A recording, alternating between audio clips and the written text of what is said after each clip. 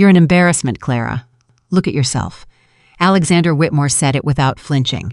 Without shame, he slammed the divorce papers onto the table so hard the windows rattled, then grabbed her by the arm and shoved her toward the mirror in the hallway.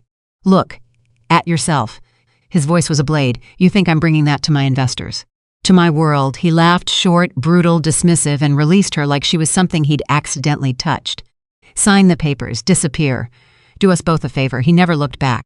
He never imagined that the overweight woman trembling in that hallway controlled a multi-trillion-dollar empire he couldn't even dream of touching. If this story moves you, please subscribe to our channel, hit that notification bell, and drop a comment telling us what city you're watching from. We want to see just how far this story travels. Now let's begin. The papers had been sitting in Alexander Whitmore's briefcase for 11 days before he finally brought them home. 11 days of watching them through the leather opening every morning, every evening, every moment he sat in the back of his car and stared out at the city he believed he had conquered. 11 days of telling himself that what he was about to do was not cruel. It was necessary. It was, in fact, the smartest business decision he had ever made. That was how Alexander Whitmore thought about his marriage. Like a business decision that had gone wrong. He arrived home that Tuesday morning later than usual, just after 10. Clara was in the kitchen. She was always in the kitchen in the mornings, and for years that had comforted him, that steady, quiet presence, the smell of coffee, the sound of her humming something low under her breath while she mummed as without needing to announce herself. But on this particular morning, that steadiness made his jaw tighten. He interpreted her calm as smallness. He looked at her, standing at the counter in a simple gray dress with her dark hair pulled back, and he thought about Victoria Caldwell, who wore tailored blazers and walked into rooms like she was about to acquire them. And the comparison, unfair and shallow as it was, hardened something inside him that had already been hardening for a long time. Clara, he said. Her face was open, unhurried. There was something in her eyes, a kind of quiet knowing, though he did not notice it then. You're home early, she said. Do you want coffee? No. He set his briefcase on the table and opened it. He pulled out the manila envelope and held it in both hands for a moment, like a man about to make a speech. We need to talk. She looked at the envelope. She looked at his hands, and something shifted in her expression, so small and so brief that he almost missed it entirely. Not shock, not even surprise. Something more like the look of a person who has been waiting for a train and has finally heard it coming. Sit down, he said. She didn't sit. She stayed where she was, with the counter behind her and her hands at her sides. And she looked at him with those calm, dark eyes and said, What's in the envelope, Alexander? Divorce papers, he said. He slid them across the table toward her. I've already had my attorney review everything. It's a clean split. You'll get the apartment on Greystone and a settlement. It's more than fair, Clara. I want you to know I'm not trying to hurt you. There was a pause. The kind of pause that fills a room from floor to ceiling. You're not trying to hurt me, Clara repeated slowly. Not a question, just the words carefully turned over. Examined. That's right, he straightened up. He had rehearsed this. He had rehearsed it in the car, in the shower, in the quiet moments before Victoria called. I think we both know this marriage hasn't been working for a long time.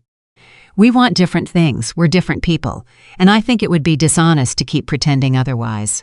Different people, she said again. Clara, don't do that. Don't just repeat what I say. Have an actual conversation with me. I'm listening, she said. I want to make sure I understand you. He ran a hand through his hair. He hated when she did this. This careful, measured way she had of speaking, like she was always 3 steps ahead of the argument and choosing not to use the advantage. I just think, he said, that we got married young, and we've grown in different directions, that's all. Different directions, she said. And this time, there was the faintest thread of something beneath the words. Not sarcasm exactly, but the shadow of it. Is one of those directions named Victoria Caldwell must have question land in the room like a stone's dropped in still water. Alexander went very still. Then he did something that Clara would remember for the rest of her life. He did not deny it. He did not get angry. He looked at her with an expression that was almost worse than either of those things. Patient and tired, like a man explaining something obvious to someone who is struggling to keep up. Victoria has nothing to do with this, he said. This is about us. About who we are. About the fact that I have spent the last 3 years building something. Clara, a real company, a real future. And I need someone beside me who fits into that world. Someone who fits into that world, she said softly. You know what I mean. Tell me what you mean, Alexander. Say it clearly, and here was the moment where, if Alexander Whitmore had possessed even a fraction of the self-awareness that Clara had long hoped, he might one day develop. He might have stopped himself. He might have heard what he was about to say before he said it and recognized it for the ugly, small thing it was. But Alexander Whitmore, in the 10:45 of that Tuesday morning, with the divorce papers gleaming under the kitchen lights, was not a man capable of stopping himself. He said, that the world I'm moving into has a certain image. My investors, my partners, the people I work with, they expect a certain kind of presence, and I'm not saying anything wrong about you as a person. Clara, I'm really not, but you've never been comfortable in those circles. You've always been more of a background person, and I need someone who can stand in the foreground with me. The kitchen was very quiet. Clara stood completely still. She looked at him for a long time. Long enough that Alexander, despite himself, felt a flicker of something uncomfortable move through his chest. A background person, she said finally. Her voice was perfectly even. Perfectly controlled, it showed nothing, but for just 1 second, just one fraction of a second, something moved behind her eyes that Alexander Whitmore would spend years trying to interpret. So you're divorcing me because I'm not glamorous enough. That's not, because I'm not thin enough. Not polished enough, not the kind of woman who looks good on the stage next to you. Claire, say yes or no. Alexander, her voice did not rise, did not waver. Say yes or no. He opened his mouth, closed it. And then, unbelievably, he said, I think we just want different things. Clara nodded once. A small, precise nod. The kind of nod that means everything has just been confirmed. She reached across the table and picked up the divorce papers. She looked at them for a long moment. Long enough that Alexander braced himself for tears. For an argument, for something that would just beside the careful distance he had built inside himself. He was ready for her to fall apart. He was not ready for what actually happened. She picked up the pen from the counter behind her. She signed her name on every line that required her signature, slowly and clearly the way she did everything. Then she set the papers back on the table, capped the pen, and placed it beside them with the same careful, unhurried calm she brought to every single thing she did. There, she said. Alexander stared at the papers, at the signatures, at the impossible composed woman standing across from him who had just done the one thing he had not expected. Claire, I'm going to need you to take those today, she said. I'll have my personal things moved out by the weekend. I didn't mean, he stopped. I thought you'd want to fight this. She looked at him then, and there it was again, that look, steady and deep and carrying something in it that he could not name. I am not going to beg you to stay, she said quietly. You're right that we want different things, Alexander. I wanted a partner. You wanted a prop. She moved toward the hallway. I hope you find what you're looking for. I genuinely mean that. She walked out of the kitchen. He stood there with the signed divorce papers in his hands and felt something he did not expect to feel. Not relief, unease. He shook it off. He had trained himself to shake off things like that. He picked up his briefcase, slid the papers back into the envelope, and told himself that the unease was just the normal discomfort of change.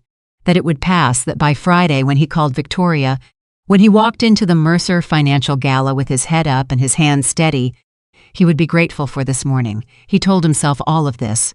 He was wrong about every word of it. The man who walked out of that apartment on Claremont Avenue on that Tuesday morning had a particular way of constructing himself. Alexander Whitmore had built his identity the way a contractor builds a house in a flood zone, aggressively with expensive materials, overcompensating for the ground underneath. He had grown up in a modest home in Dayton, Ohio, the son of a mechanic father and a school librarian mother who worked doubles and never complained, who told their son every single day that he could be more. He could do more. He could become someone who didn't have to count change before a grocery run. He had taken that message and run with it all the way to a finance degree from Ohio State, then an MBA from Wharton, then a junior analyst position at Keller & Ross on the 42nd floor of a midtown Manhattan building where the elevators were faster than anything Alexander had ever been inside. He had made himself. That was what Alexander believed. He had made himself through will and discipline and the relentless refusal to ever again be the boy from Dayton who wore the same 3 shirts to school because his mother couldn't afford the 4th. Clara had loved that about him once, not the ambition itself, but the realness underneath it. The way he would sometimes, in the early years, let the armor slip just slightly. The way he'd admitted to her one night on the fire escape of their first tiny apartment that he was terrified of failing, that he wore the confidence like a coat he hadn't yet grown into. She had held his hand in the dark and told him that the real Alexander was already more than enough, and she had meant it with her whole heart. He had forgotten that conversation. She had not. She had not forgotten a single moment of who they had been to each other before sex crept in and changed the air between them. She remembered the man who had cried when his mother called to say she'd been able to pay off her mortgage. She remembered the man who used to bring her soup from the diner down the block when she worked late, who would sit on the floor of her office and read a book just to be near her. She had loved that man completely, without reservation or condition. The man who had handed her those divorce papers was some she barely recognized. And what Clara had understood, standing at that kitchen counter on that Tuesday morning, was something that had been solidifying in her chest for nearly 2 years. The man she loved was already gone. What remained was the image he had built over the bones of that man, and she could not grieve the image. She had already done most of her grieving in private, in the small dark hours when Alexander worked late, and she sat by the window and thought about the shape of the life she had agreed to. She had spent those hours not weeping but thinking, planning not revenge. She was not built for revenge, but she had spent those hours remembering who she was before Alexander Whitmore, and slowly, quietly, the way she did everything, she had begun the long process of coming back to herself. This was the thing Alexander did not know. Clara Bennett was not a woman who had been waiting to be rescued. She was a woman who had been choosing every single day not to reveal the rescue was never necessary. She called Daniel Harrington from the bedroom while Alexander was still in the elevator going down. Daniel picked up on the second ring. He always picked up on the second ring. He had been her family's most trusted advisor for 31 years, since before Clara was born, since back when her grandfather Elliot Bennett was still the one sitting at the head of the table and making decisions that moved industries. Daniel was 72 years old, spoke with a gentle Carolina accent, and had the precise kind of intelligence that wore patience like a second skin. He signed? He didn't say hello. I signed, Clara said. She sat on the edge of the bed. She was still calm. She was always calm on the outside. Inside, somewhere deep and private, something ached, but she had made her peace with that ache. He gave me the papers this morning. I signed them. It's done. There was a brief silence on Daniel's end. Not the silence of surprise, the silence of a man choosing his words with care. How are you? He said. I'll be fine, she said. I need you to start preparing the documentation for my formal succession announcement. I've been putting it off long enough, Clara. His voice was gentle. You don't have to move fast on this. I want to move. I'm ready. She paused. He said I was a background person. Daniel, he said I didn't fit the image of the world he was building. She said it quietly, without anger, just the plain facts turned over in the morning light. I want you to begin drafting the announcement. Another pause. Longer this time. Your grandfather would have had a number of colorful things to say about Alexander Whitmore right about now, Daniel said. Clara almost smiled. Almost, my grandfather would have said considerably worse things than colorful. He would have, Daniel agreed. I'll have the documentation ready within 72 hours. You want the full reveal or staged? Full, Clara said. I'm done with half measures. All right then. She could hear the quiet satisfaction in his voice. He had been waiting for this. He had been waiting. She knew for a long time. I'll call Richardson and the full board. Will you be in New York or traveling New York for now? She said. I'll need to see you in person tomorrow morning. Early. 8 o'clock, Daniel said. My office. Thank you, she said. For everything. Don't thank me yet, he said. Save it for after we've done the thing properly. A pause. And Clara, you were never a background person. You were the whole stage. He just didn't know how to look. She held the phone for a moment after he hung up. The morning light moved across the bedroom floor. Outside, the city was doing what cities do, moving and shouting and grinding forward without caring who was breaking or healing or becoming. Clara stood up. She went to the window and looked out at the skyline. Not with longing, not with grief. With something that was closer to a decision being finalized after a long, careful deliberation. She had spent 7 years choosing small, choosing invisible, choosing to be Clara, the quiet wife, the background person, the woman who didn't quite fit. And she had chosen it willingly, genuinely, because she had wanted to know if she could be loved for nothing more than herself. That desire had been real. The love she'd given had been real. What she had discovered was that the man she'd given it to had never been able to see past what she appeared to be. The Bennett name, the Bennett Holdings, the network of companies and investments and private that's stretched across 6 continents and 43 industries. All of it had been invisible to Alexander, just as she had been invisible to Alexander. He had looked at his wife and seen a quiet, plus-size woman who wasn't glamorous enough for his ambitions. He had never once considered that the most powerful person in any room she had ever walked into had simply been choosing not to show it. Victoria Caldwell was the kind of woman who arranged her schedule around her visibility. She arrived at the offices of Whitmore Capital that same Tuesday afternoon in a cream blazer and heels that clicked on marble in a very specific rhythm, the rhythm of a person who is aware that people are watching and has decided that awareness is an asset. She had been in Alexander's orbit for 8 months, circling closer in the way that certain people circle opportunity, with patience disguised as casualness and calculation disguised as charm. She knew about Clara. She had always known about Clara. Victoria Caldwell had done what she always did with information. She had filed it, categorized it, and used it. The picture she had painted for Alexander of his wife, drop by drop over those 8 months, was not the picture of a villain. That would have been too obvious, and Victoria was never obvious. The picture she painted was gentler and therefore more devastating. The picture of a woman who was simply not enough. Not enough sophistication. Not enough presence, not enough ambition. A woman who, through no fault of her own, was holding Alexander back from the version of himself he could become. She had done it in small moments. A carefully raised eyebrow at a company dinner when Clara chose the wrong glass. A quiet comment about the kind of image that matters in serious finance. A sideways remark about how Alexander's competitors' wives had started running their own nonprofits, their own brands, their own things. And wasn't it important, in this world, to have the full package? She had been patient and precise and relentlessly effective. And now, as she settled into the chair across from Alexander's desk and crossed one leg over the other with a small, satisfied smile, she believed she had won. "You look different," she said to him, reading his face the way she read balance sheets, quickly and with total focus. "It's done," he said. He leaned back in his chair. He should have looked relieved. He looked tired. "The papers are signed. Then we celebrate," Victoria said. "Not today," he said. Something small moved across Victoria's face. Just for a fraction of a second. "Is something wrong?" "No," he said. "I just wasn't expecting her to be so." He stopped. "So what?" "Calm," he said. "I expected her to argue.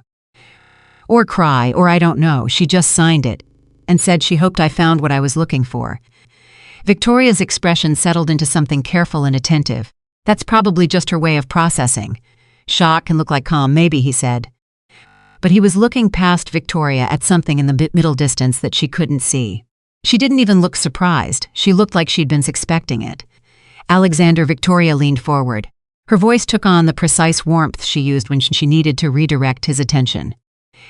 "You made the right decision, you know that. You've known that for months. Don't let her composure shake you. Some people are just stoic." He nodded slowly. "You're right, I'm always right," she said lightly. And she laughed in that particular way she had, bright and clean, designed to dispel uncertainty. "Now let's talk about the Meridian merger. Because if we're going to announce before the fiscal quarter, we need to—" "Preliminary numbers came back this morning," Alexander said, shifting forward. The topic of work always brought him back to himself, and Victoria knew this and used it. "Chen's team confirmed the assets are strong. The board's ready to vote by the 15th. The Meridian merger," Victoria said with a satisfied smile, "is going to change everything." She was right about that, though not in the way she intended. 3 hours after Clara signed the divorce papers, a man named Preston Aldrich sat in a conference room on the 47th floor of a building in Midtown Manhattan and stared at a spreadsheet that was making him physically ill. Preston was 34 years old and had been a senior financial analyst at Whitmore Capital for 2 years. He had a wife, a 4-year-old, a mortgage in Queens, and a conscience that had been quietly torturing him for the past 6 weeks. He had discovered by accident and then by very deliberate investigation that the Meridian merger that Alexander Whitmore was rushing toward like a man running toward a finish line has a significant, undisclosed problem at its core. The Meridian Group's primary assets in the Southeast portfolio were not what they appeared to be. The valuation had been deliberately inflated, not dramatically, not in a way that screamed fraud from across the room, but in a way that whispered it softly and persistently. To anyone willing to sit still and listen, Preston had sat still. Preston had listened, and what he heard was the sound of approximately $800 million that did not technically exist being treated as if they did. He had tried to raise the issue with his direct supervisor, a man named Gerald Hawes, 2 weeks ago. Gerald had listened, nodded and said he would look into it. A week later, Gerald called Preston into his office and told him that the analysis team had reviewed the numbers and found them to be within acceptable parameters, and that Preston should perhaps consider whether his inexperience was causing him to misread the models. Preston had gone back to his desk. He had checked his numbers 17 more times. They were correct. He knew they were correct. He also knew, with a cold certainty that sat in his chest like a stone, that if the Meridian merger went forward as planned, the people who would suffer the most would not be the executives in their suits. They would be the investors, the pension funds, the ordinary people who had trusted that the numbers meant what the numbers said. He had thought about going to the SEC. He had thought about a lawyer. He had thought about quitting. He had thought about all of these things while his wife was asleep and the apartment was dark, and the 4-year-old be on about whatever 4-year-olds dream about. And then, the following morning, sitting in that conference room with the spreadsheet making him ill, his phone buzzed with a message from an unknown number. The message said, "Mr. Aldrich, I know what you found. I believe you are right. I would like to speak with you. My name's Clara Bennett. What you tell me stays between us." Preston stared at the message for a very long time. He typed, "How do you know my name?" The response came in 40 seconds. "I know a great deal of things that people around you believe are invisible. Please trust that I am not your enemy. I am asking for one conversation." He looked at the spreadsheet. He looked at the message. He thought about his 4-year-old, who called him daddy and believed, with total and uncomplicated faith, that her father was a good man. He typed when and where. The coffee shop on West 44th that Clara chose was not the kind of place that executives used for power meetings. It was small and slightly worn, with mismatched chairs and jazz playing low through a radio that looked older than most of its patrons. Clara arrived first. She sat at the back table with a cup of tea and her hands folded and waited. Preston walked in 12 minutes later, spotted her immediately, and was so thoroughly confused by what he saw that he stood in the doorway for a full 3 seconds before walking over. He had expected, he wasn't sure what, someone formidable, someone in a power suit, someone who announced herself with presence and made the room aware of her importance. What he saw was a woman in a simple dark coat with a quiet face and a cup of tea, and something about that simplicity was so disarming that he found himself sitting down across from her before he'd made a conscious decision to do it. "Mr. Aldrich," she said. Her voice was calm and clear and carried a warmth that was effortless and real. "Thank you for coming. Who are you?" he said, not rudely. Just directly. He was a man who dealt in direct questions. "My name is Clara Bennett," she said. "Until this morning, I was Clara Whitmore. I signed my divorce papers from Alexander Whitmore a few hours ago." Preston blinked. "You're Alexander Whitmore's wife." "His ex-wife," she said. As of this morning, he leaned back. He studied her with the same careful attention he gave numbers. "And you know about the Meridian discrepancy, because I pay attention to things that other people overlook," she said. "I've been watching my husband's company for some time. Not out of suspicion of him initially, out of concern for it. A business that someone you love has built deserves careful watching." She paused. "I discovered the Meridian issue approximately 4 weeks ago. I have been gathering information since then. And then I found your internal communications with Gerald Hawes and understood that you had found the same thing and been dismissed." Preston was very quiet. "You've access to internal communications at Whitmore Capital." "I have access to a great many things," Clara said simply. She did not elaborate. She did not boast. She said it the way a person says the sky is blue, as a plain fact. "What I need to understand is the extent of what you found. I need your analysis, and in return, I want you to know that if you share it with me, I will ensure that the people who stand to lose the most from this merger are protected, and that you are protected as well." Preston looked at her for a long moment. The jazz played low and easy around them. "Why?" he said. "Because $800 million in inflated assets eventually collapses," she said. "And when it does, it won't be the executives who get crushed. It'll be the pension funds, the small investors, the employees who have no idea what their company has been built on." Her voice stayed even, but something in her eyes was very clear. "I'm not going to let that happen." Preston studied her. He was a man who had spent his career reading numbers, and numbers taught him something that most people learned too late. The thing that looks small and quiet is sometimes the thing that's holding everything together. And sometimes the thing that looks like a background detail is actually the whole story. He thought about his 4-year-old. He thought about being a good man. He reached into his bag and pulled out a folder. "Here's everything I have," he said. Clara looked at the folder. She looked at him. Mr. Aldrich, she said quietly, and she opened it. Alexander Whitmore spent that evening at an upscale bar in the meatpacking district with two of his senior partners, celebrating what he told them was a new chapter. He drank good scotch and talked about the Meridian merger and the upcoming gala at the Prescott Hotel, where he planned to announce it formally to the city's financial elite. He laughed easily and spoke about his vision with the confidence of a man who has decided that the story of his life is entirely within his control.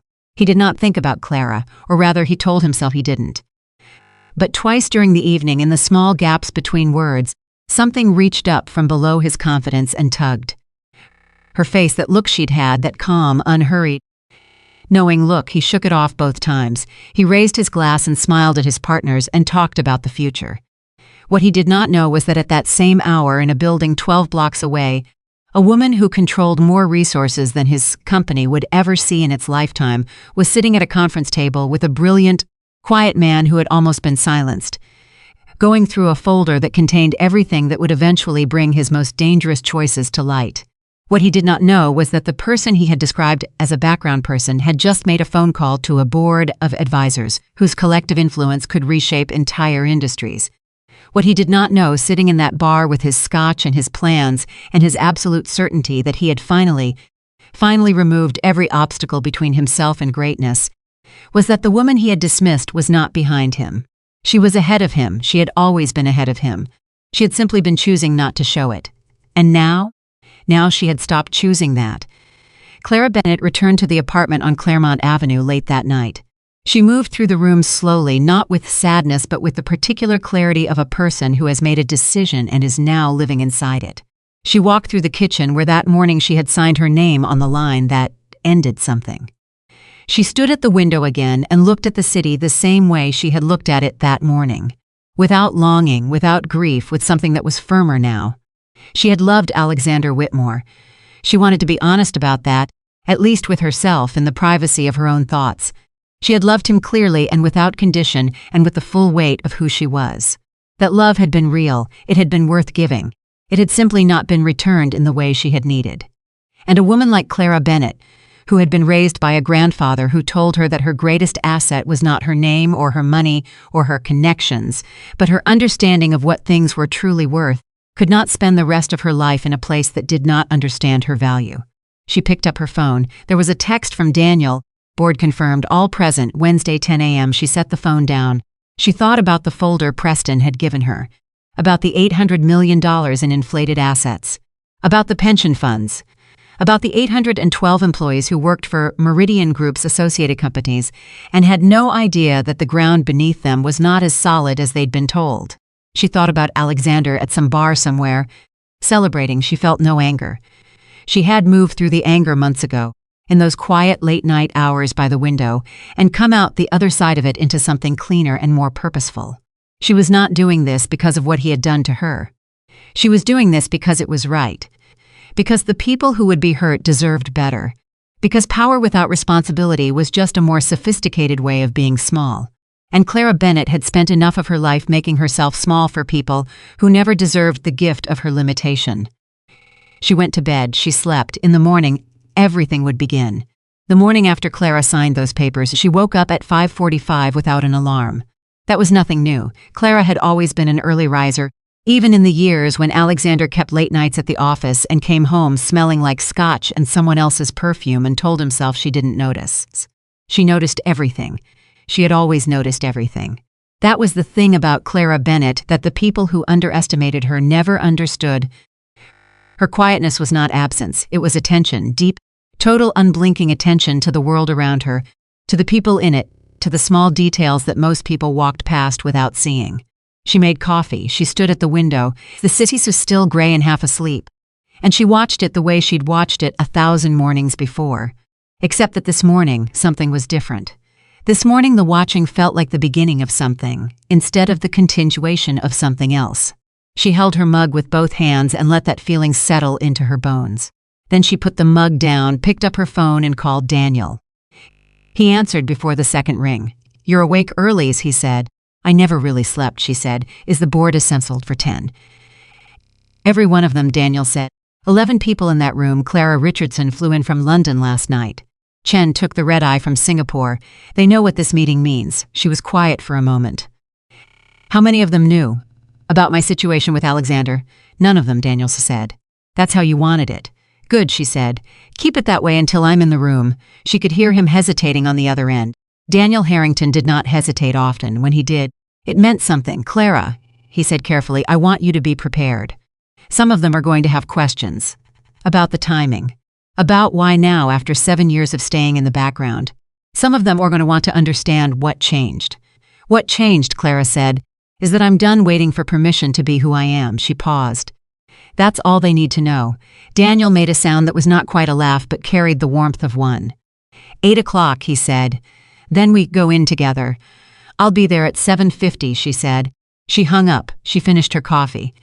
She went to the closet and stood in front of it for a long moment. Not with uncertainty. With the particular focus of a woman who understands that the way you walk into a room for the first time as yourself matters. She chose carefully. Dark navy, clean lines, nothing that announced itself loudly, because Clara Bennett had never needed to announce herself loudly. She had only ever needed to show up. She was very good at showing up.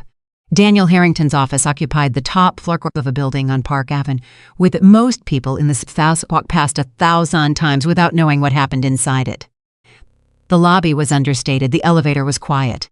The whole building had the specific kind of discretion that comes not from hiding, but from simply not needing to perform.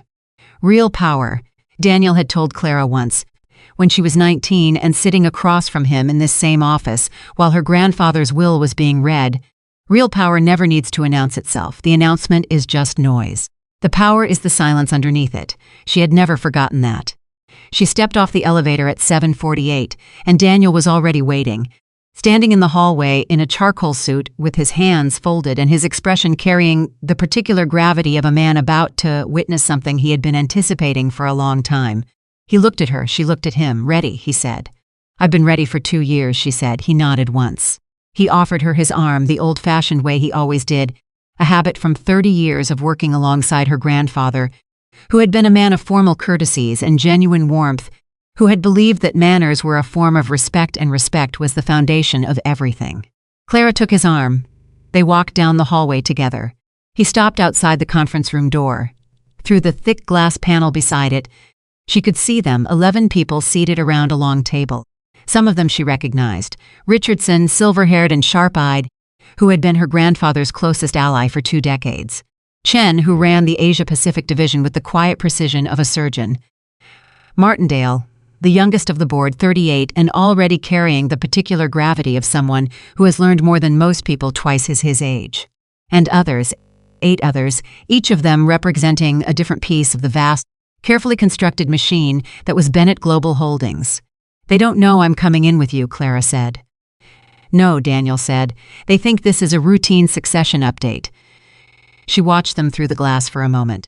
Some were talking, some were checking phones. One of them, Richardson, was looking at the door, not with suspicion. With the alert, patient look of a man who has learned to notice when something important is about to happen. Okay, Clara said. Daniel opened the door. The room went quiet in the way that rooms go quiet when something unexpected enters them. Not noisy quiet.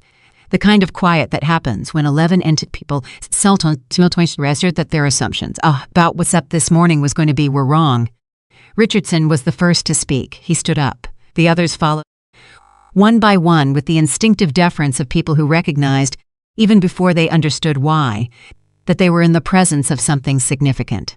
Miss Bennett, Richardson said. His voice carried genuine warmth beneath its formality. It's been too long, it has, Clara said. She took the seat at the head of the table. The one that had been empty, the one that everyone in that room understood was not just a chair. Please sit down, we have a great deal to cover. She talked for 40 minutes without notes. She laid out everything with the clean, precise clarity that was her most formidable quality. The full picture of Bennett Global Holdings' current position, the opportunities she had identified across 3 industries, the risks she intended to address, and the specific changes in leadership structure she was proposing of her formal succession. She spoke about numbers the way some people speak about music, not reciting them but feeling them, understanding their rhythm, knowing instinctively when they were telling the truth and when they were hiding something. The board listened with the focused intensity of people who have been waiting for this, and are now recalibrating everything they thought they knew. Then Chen raised his hand. Miss Bennett, he spoke carefully, with the measured precision that defined everything he did. With respect, can you help us understand the timing? Your grandfather stepped back 5 years ago. Daniel has been managing the holding position admirably, but formal succession was expected much sooner. Why now? Clara looked at him directly. Because I spent the last 7 years living as a private person, she said. I made that choice deliberately. I wanted to understand the world from the inside of a real life, not from inside this building. She paused. I've completed that education. I'm ready to be here now. It was true. Every word of it was true. She did not mention Alexander. She would not bring him into this room. He did not belong here. Martindale leaned forward. He was the kind of young man who leaned forward when something interested him, without self-consciousness or performance. The Meridian situation, he said quietly. The room shifted. Clara felt it, the subtle change in the air that happens when a careful person says out loud what everyone else has been thinking. You know about Meridian, she said. Not a question. I've been watching it, Martindale said. Whitmore Capital's merger. The asset valuations concerned me. I flagged it to Daniel 2 weeks ago. Clara looked at Daniel. Daniel met her eyes and gave the smallest nod. I've been looking at it too, Clara said. More closely than you might expect.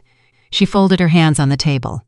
The Meridian Group's Southeast portfolio is carrying approximately $800 million in inflated assets. The merger, if it proceeds as currently structured, will leave a significant number of pension funds and small investors exposed. There are also 812 employees across Meridian's associated companies who are operating without accurate information about the ground beneath them. The room was very still. You have documentation, Richardson said. Not a question either. I have everything, Clara said. I've been working with a source inside Whitmore Capital who identified the same discrepancy and was deliberately silenced by management. His analysis is thorough and correct. Martindale said, quietly, what do you want to do about it? And here was the moment. The moment that some people in Clara's position would have used for a different purpose. The moment that someone motivated by revenge would have pointed like a weapon directly at Alexander Whitmore and said, destroy it, burn it down, let him feel what it is to have everything taken away by someone he underestimated. Clara was not that person. She had never been that person. I want to protect the people who will be hurt, she said. I want to approach the Meridian board directly with an alternative acquisition offer. One that restructures the assets honestly, protects the employees, and gives the pension funds a clean exit. She paused. Whitmore Capital can still complete a deal, just not a dishonest one, and Alexander Whitmore himself, Richardson asked carefully, faces the natural consequences of the choices he's made, Clara said. Nothing more, nothing less. She looked around the table. We are not in the business of destruction. We are in the business of building things that last. That is what my grandfather taught this company, and that is what it will remain under my leadership. Isn't it quite for a long moment? Then Richardson, 71 years old and not a man given to sentiment, sat back in his chair and said, your grandfather would have been very proud of you. Miss Bennett. Clara held that statement for a moment. She let herself feel it. Then she said, let's get to work. 3 floors below the surface of what Alexander Whitmore believed was his world. Things were moving that he could not see or hear or feel coming. He spent that Wednesday morning in a breakfast meeting with 2 of Meridian's senior executives, a handshake meeting, the kind designed to seal goodwill before the formal paperwork made everything permanent.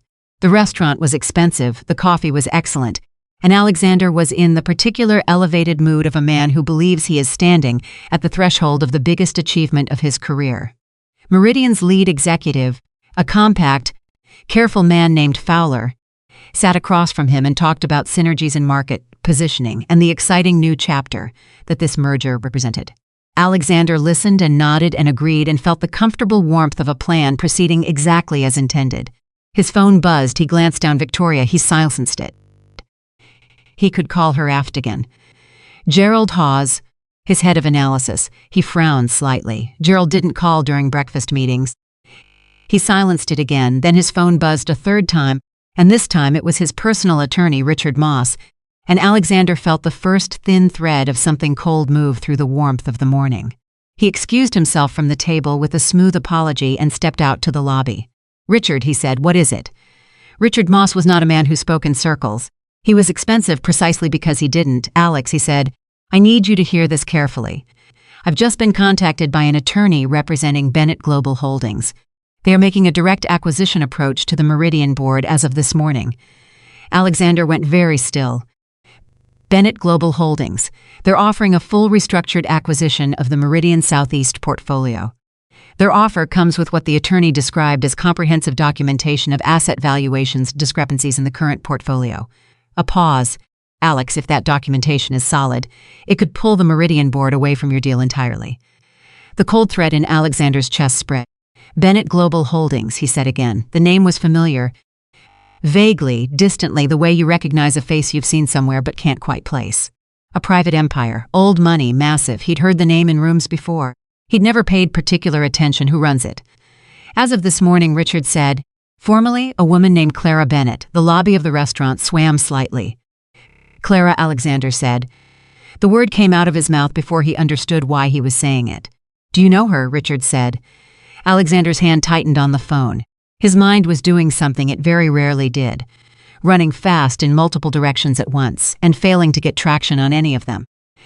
Clara who had signed those papers without arguing. Clara who had looked at him with that calm, knowing expression. Clara Bennett, Clara Bennett Whitmore. Clara Bennett.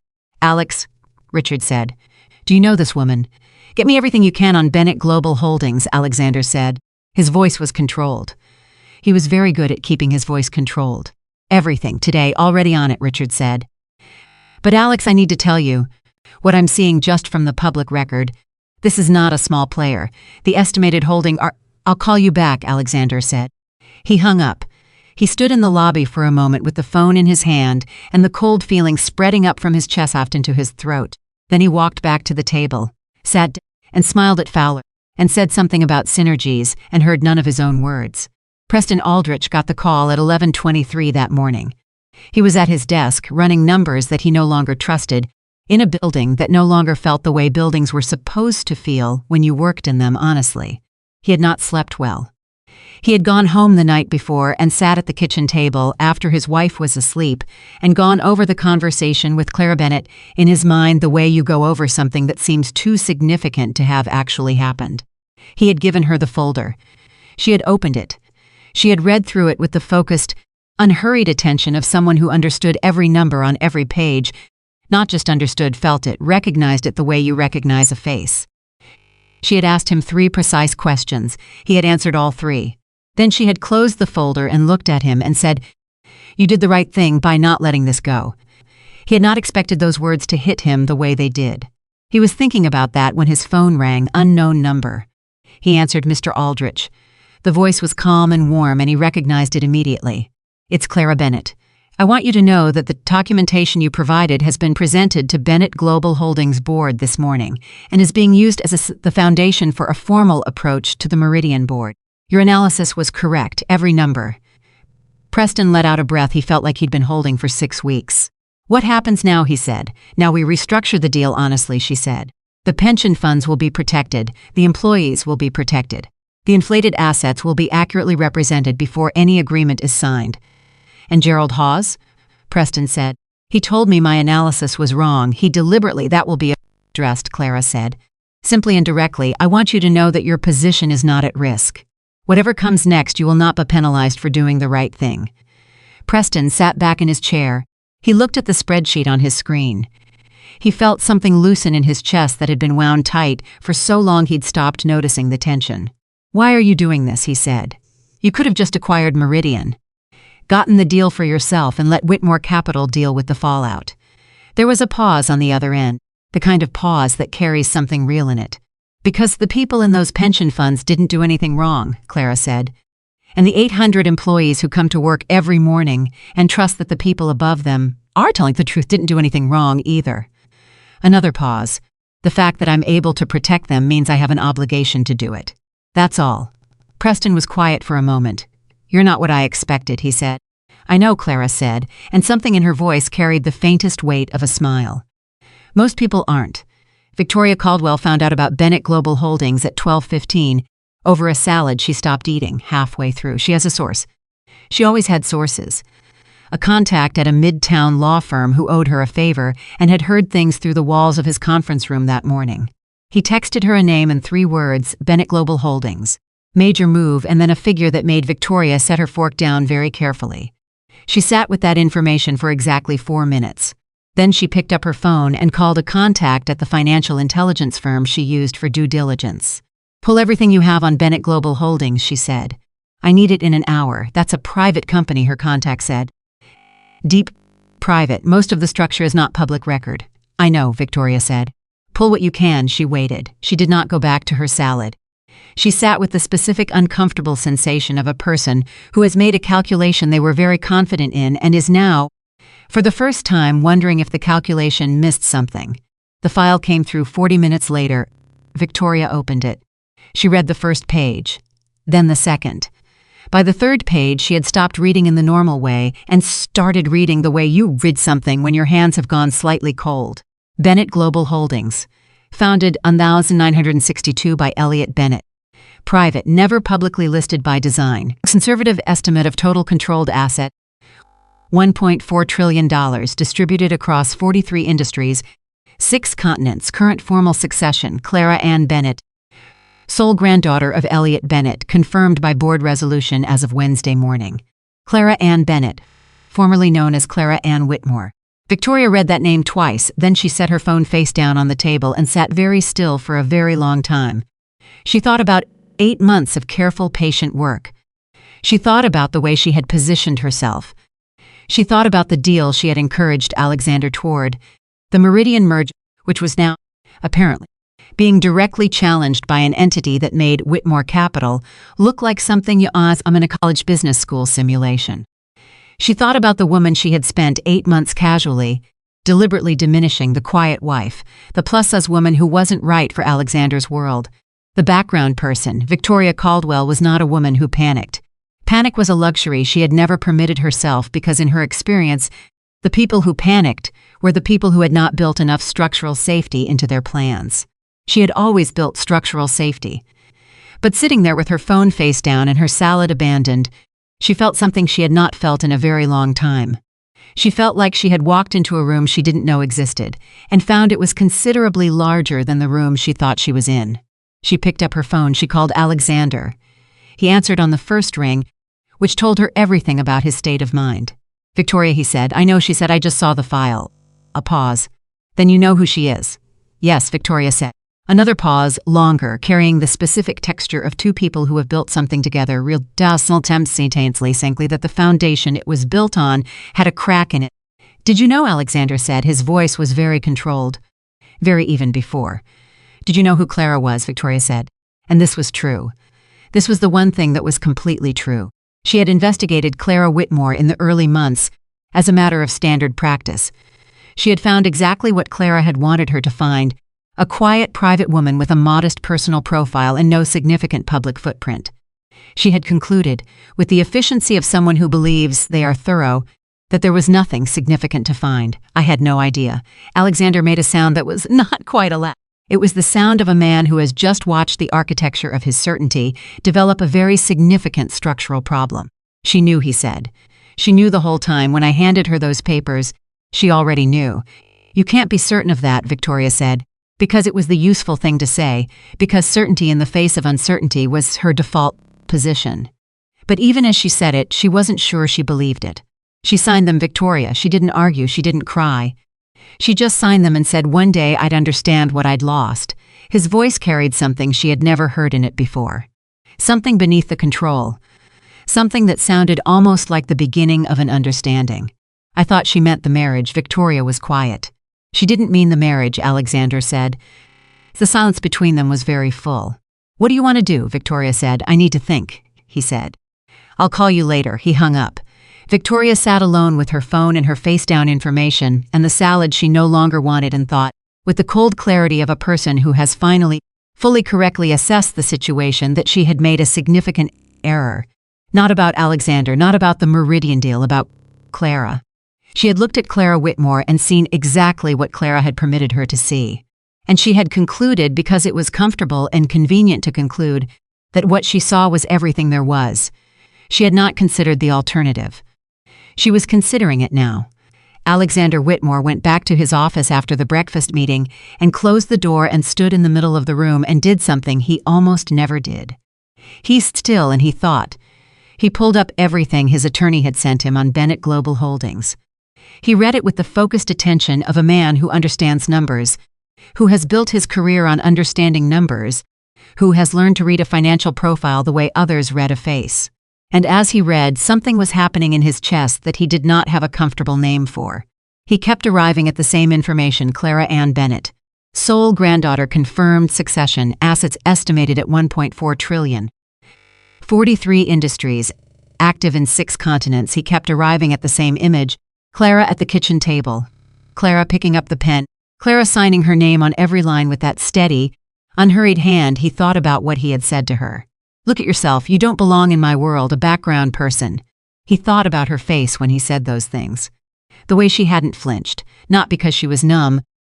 He understood that now, but because she was looking at him from a place so far above the small meanness of what he was essence that it simply could not reach her. He thought about the coffee mug, her grandfather's coffee mug, the one he had dropped in the trash like it was nothing. He sat down at his desk, he put his face in his hand. The feeling that moved through him then was not the comfortable, curated feeling of a man who has always managed to construct a justification for his own behavior. It was something rawer and more honest than that. It was the feeling of a man who is beginning, against his will, against the whole architecture of his self-image, to understand the difference between what he thought he was and what he actually was. He was not there yet. He was nowhere near there yet. That kind of understanding takes time and pain, and the particular humility that only arrives when everything you used to hide behind has been stripped away. But the beginning of it was there, sitting in his chest like a coal that had just caught its first light. He picked up his phone, he stared at Clara's contact. He put the phone back down, he picked it up again. He put it down again. He was not yet the man who could make that call. He didn't know if he would ever be that man.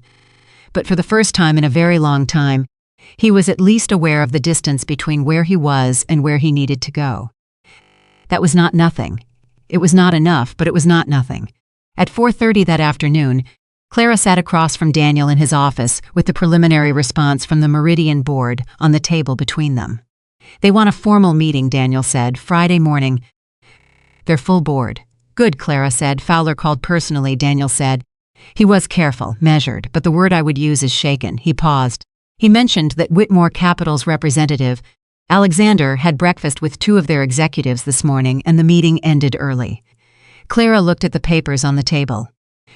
She felt nothing dramatic about that information, no satisfaction, no grief, just the clean, functional awareness of a situation proceeding as it should. "Is the documentation package ready for Friday?" she said.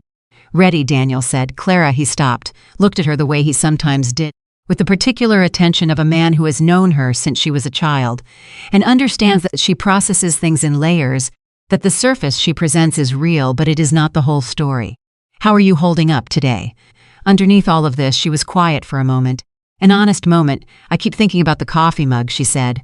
"The one he dropped in the trash." She paused. "It was my grandfather's. He gave it to me when I was 12. It had a chip in the handle that I always held my thumb against when I drank from it." She looked at Daniel. "That's the thing I keep thinking about, not the divorce papers. Not the Empire or the board or the Meridian deal. Just that stupid chipped mug in the trash." Daniel didn't say anything for a moment. He just looked at her with the kind of quiet that is its own form of comfort. "It was never about the mug," Clara said softly. "It was about the fact that he looked at something I loved, something that had been carried by my hands every morning for years, and he saw nothing worth keeping." She folded her hands on the table. "That's what you can't teach someone. That's what no amount of money or position or revelation fixes. The capacity to see the value in ordinary things." "No," Daniel agreed. "You can't teach that. He's going to find out everything very soon," Clara said, "if he doesn't already know. And I need to be clear about something." She looked at Daniel directly. "Nothing we do is aimed at him. We protect the employees. We protect the pension funds. We protect honestly. And if those consequences land on Alexander Whitmore, they land because of the choices he made, not because of anything we aimed at him." "Understood," Daniel said. "I need you to believe that," Clara said, "because I need to believe it myself." Daniel looked at her for a long moment. This woman across the table from him, this woman he had watched grow up, who had her grandfather's mind and her grandmother's heart, and a particular Specific kind of strength that he had spent 30 years watching, developed from a quiet, curious girl into something formidable and rare. I believe it, he said. I have always believed it. You are your grandfather's granddaughter, Clara, in every way that matters. She nodded. She straightened the papers in front of her. She looked at the window. Outside, the city was doing what it always did, moving and grinding and breathing and carrying forward the weight of a million different lives that were none of them simple and none of them finished and all of them worth protecting. Friday morning, she said, "We go in prepared for everything. We always do," Daniel said. And they went back to work. Friday came the way important days always do, faster than expected and heavier than prepared for. Clara was awake at 5 again. She had slept in the Greystone apartment for the first time, the one Alexander's attorneys had assigned her in the settlement, and she had stood in the empty living room the night before with a single lamp and a cup of tea and looked at the bare walls and thought, this is where the next version begins, not with grief, not with anger, with the clean, particular feeling of a blank page that is entirely yours. She showered and dressed before 6. Daniel had arranged a car for 7:15. She sat at the kitchen counter with her coffee and went over the documentation one more time, not because she didn't know it. She knew every number, every discrepancy, every inflated figure in the Meridian Southeast portfolio, as well as she knew her own name, but because the ritual of reviewing before a critical meeting was one her grandfather had taught her. You don't review because you don't know it, Elliot Bennett had said, sitting across from a 12-year-old Clara at the long dining table on Sunday mornings. You review because the act of going through it again tells your mind that you take it seriously. Preparation is a form of respect for the work, for the people across the table. For yourself, she closed the folder at 6:52. She was ready. Her phone rang at 7:01. She looked at the screen. Alexander, she held the phone and looked at his name for 3 full seconds. Then she set it face down on the counter and let it ring. It rang 7 times, then it stopped. She picked up the folder, picked up her coat and walked to the door. Behind her, the phone buzzed once with a voicemail notification. She did not go back for it. She had a meeting to get to. The car was waiting at 7:14. The Meridian Group's headquarters occupied 6 floors of a building in the financial district, and their boardroom was the kind of room that had been designed to communicate power through restraint. Long table, high windows, nothing unnecessary. Clara walked in at 8:58, with Daniels beside her, and a 3-person team from Global Halls behind. A young attorney named Sophie who moved like she was always slightly ahead of wherever she was walking. A financial analyst named Marcus who had worked with Clara for 4 years and could read a balance sheet faster than most people read a text message, and a senior advisor named Ruth, 63 years old, silver-haired, and carrying the specific authority of a woman who has been the smartest person in more rooms than she can count. The Meridian board was already assembled. 8 people. Fowler at the head, watching them enter with the careful, controlled expression of a man who has spent 2 days reassessing everything he thought he knew about the deal he was about to sign. He stood when Clara entered. The others followed. Miss Bennett, Fowler said. "Thank you for coming." "Thank you for the invitation," Clara said. She shook his hand. His grip was firm. Hers was firmer. "I think we have some important things to discuss." They sat. Clara placed the documentation package on the table. Marcus placed 3 additional copies at intervals down the table without being asked. Sophie opened her laptop. Ruth folded her hands and watched the room, with the patient attention of a woman who has the first 3 minutes of any meeting tell you everything you need to know about what the next 3 hours are going to look like. "I'm going to be direct," Clara said, because that was always how she started, and because in her experience directness was the thing that separated productive meetings from performances. Bennett Global Holdings has identified material discrepancies in the valuation of the Meridian Southeast portfolio. I have comprehensive documentation. The inflated figure is approximately $800 million. I believe your board is aware of some version of this concern, though perhaps not the full extent. She looked at Fowler. "I would like to know how much you know." There was a pause. A significant one. Fowler looked at the man to his left, a compact, gray-haired executive named Pryor, who had the look of someone who has been sitting with uncomfortable knowledge for longer than was good for him. Something passed between them, the silent communication of 2 people deciding in real time how honest to be. Pryor spoke first. "We became aware of a potential valuation issue approximately 6 weeks ago," he said carefully. "We commissioned an internal review, and what did the internal review find?" Clara said. Another pause, longer. It found, Pryor said, what your documentation likely also found. The room was very quiet. Then you knew, Clara said, not accusatory, just clear. The facts stated plainly.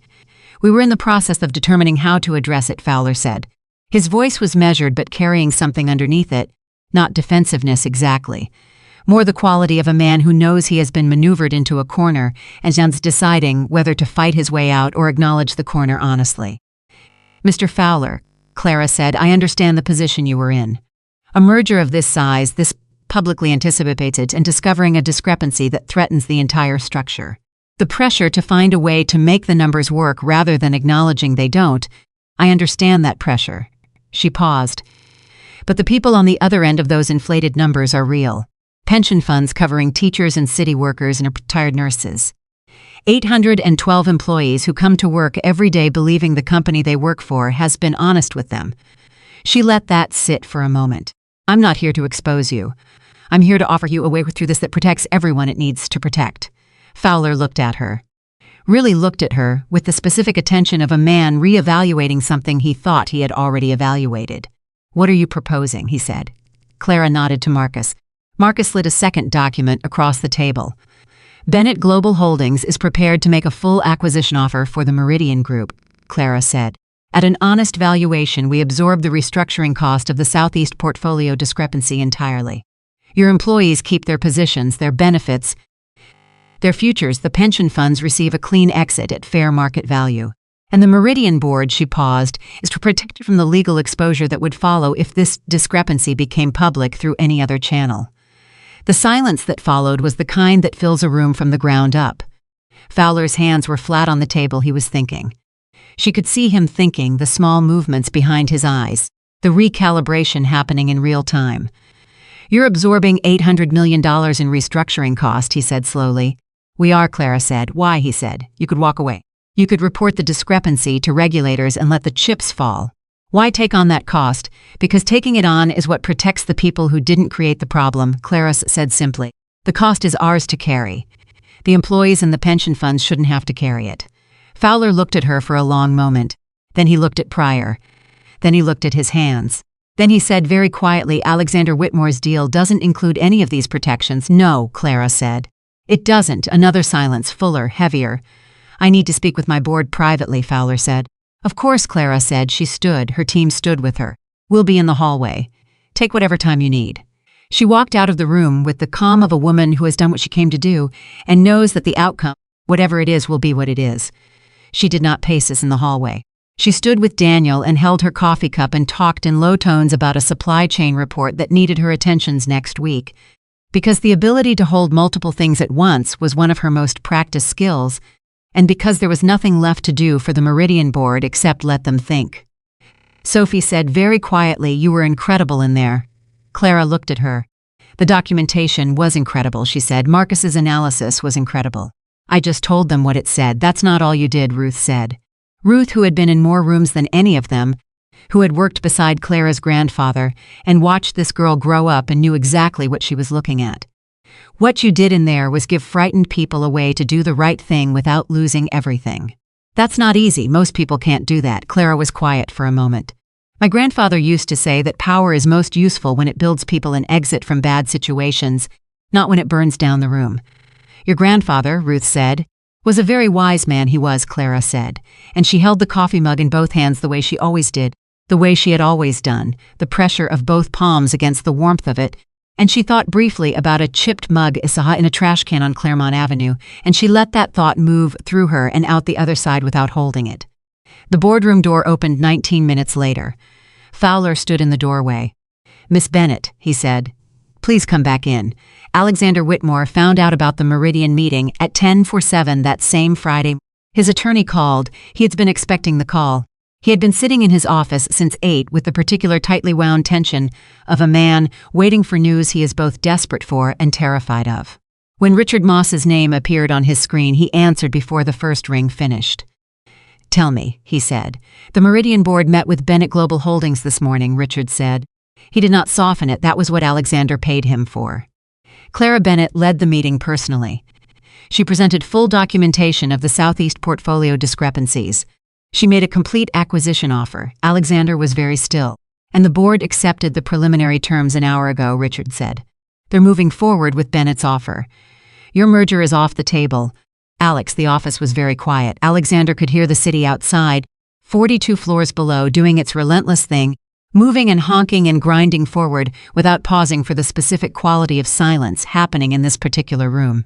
Off the table, he said, effective immediately, Richard said. Fowler's office sent over a formal notification 20 minutes ago.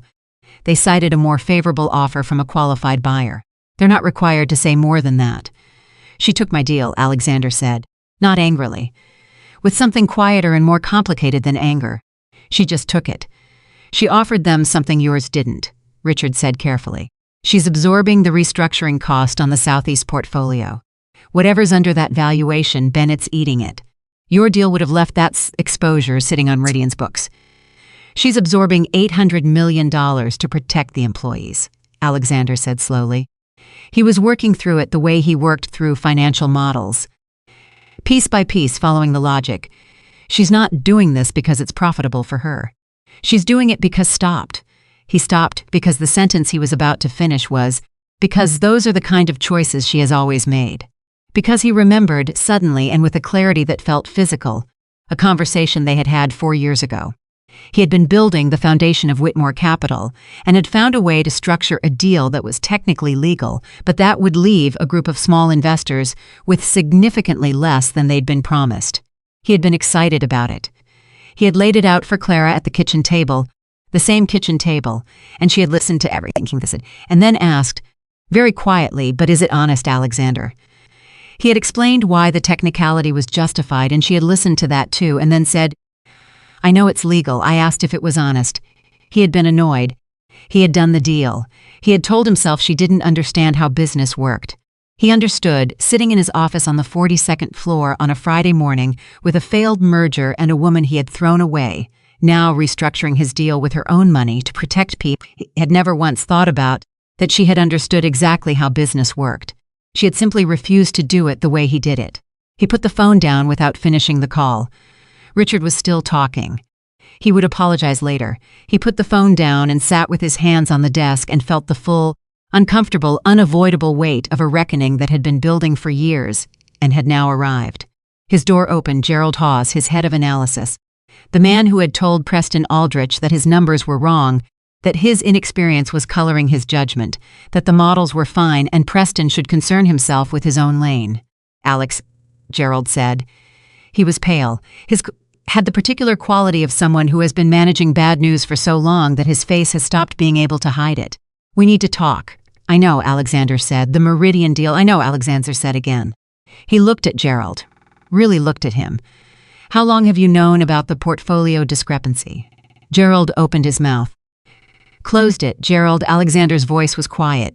Dangerously. The voice he used when he was not going to ask twice. How long? 6 weeks, Gerald said. The word fell out of him like something he'd been holding at the back of his throat. I found it 5 weeks before Aldrich flagged it to me. I'd already found it. The room went very still. You found it first, Alexander said. The deal was too important, Gerald said. His voice was cracking now at the edges, the voice of a man who has told himself a story about what he was doing for so long that the story has finally, completely stopped working. If we'd disclosed it, we would have lost the whole thing. I thought we could manage it. I thought once the merger went through, we could restructure quietly. You thought, Alexander said, that you would hide $800 million in bad assets and close the deal before anyone looked closely enough. He said it without drama. Just the words, flat and direct. You sat across from me for 6 weeks knowing what was under that portfolio, and you let me walk into meetings, let me build relationships, let me commit to a deal.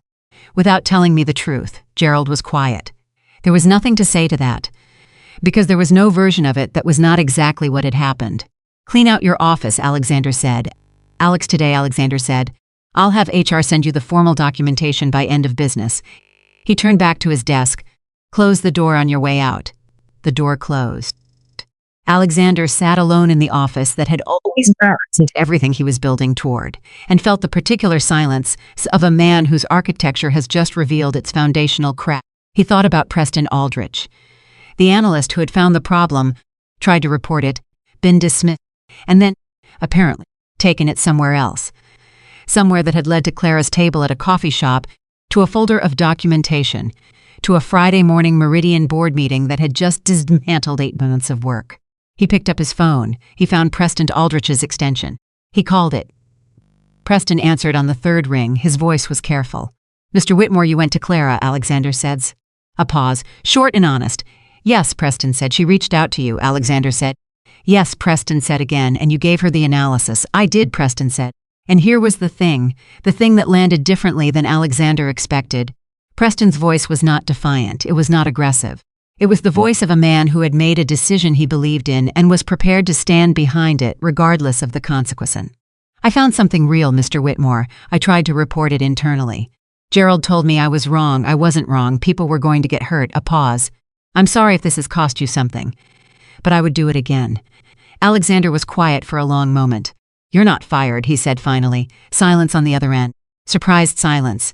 "Gerald Hawes knew about the discrepancy for 6 weeks before you flagged it," Alexander said. "He hid it from me. You tried to report it and were dismissed. Those are two very different things." He paused. "You did your job. He didn't. You have nothing to apologize for." Another silence.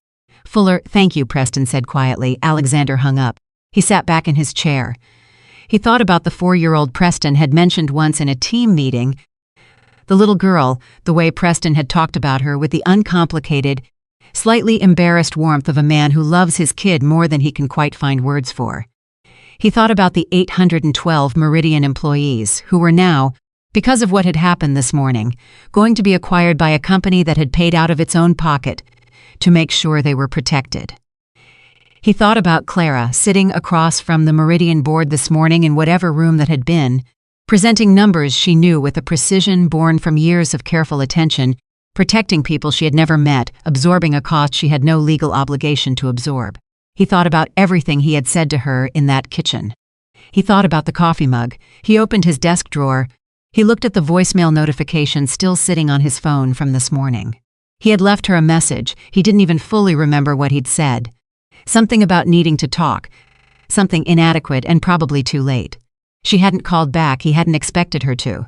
The call that Victoria Caldwell had been dreading came at 2:15 that afternoon.